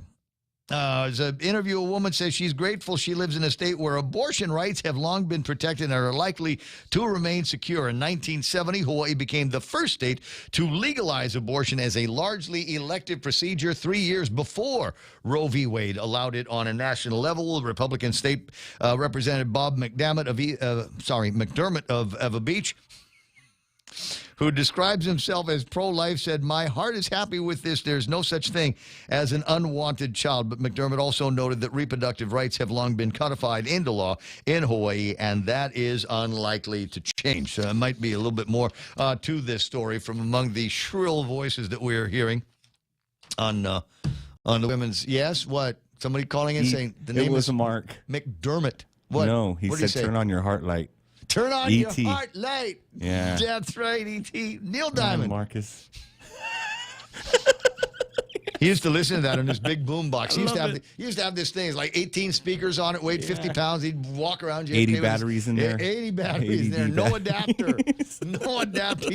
It's too bad. It's not like Home Depot now. Yeah, exactly. Oh, yeah. Blaster is the word that we're looking for here. 9:53 in the morning. There were a couple of other stories that I wanted to go over with Hawaii, and I just don't know that I either have them in front of me or not. You know what we haven't done yet? Celebrity birthdays.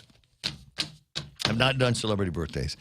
Looking to see if I know any of these names here. Oh, he's celebrating his birthday in the bomb shelters of Ukraine. Bono of U2 turned 62 years old today. Oh, happy birthday, Bono. Amazing and true. Lady named Linda Evangelista is 57 years old. Now, I know two Linda Evangelistas. Both of them are beautiful. The Evangelist, you ever notice the Evangelista girls up in Jigo, they all look the same? All right, you look at their faces and go, Evangelista. Matagwak, as a matter of fact. It dated one for a long, long time. That was Linda with a Y.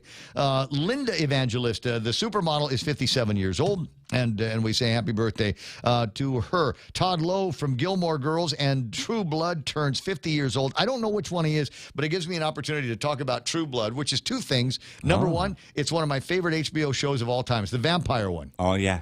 Right? And it's got that girl that, they come to find out that she's like a fairy. It's like her parents. It's a weird show. You gotta get 2 or 3 seasons in before it gets to be, the bomb. But at any rate, so True, and I'm a True Blood.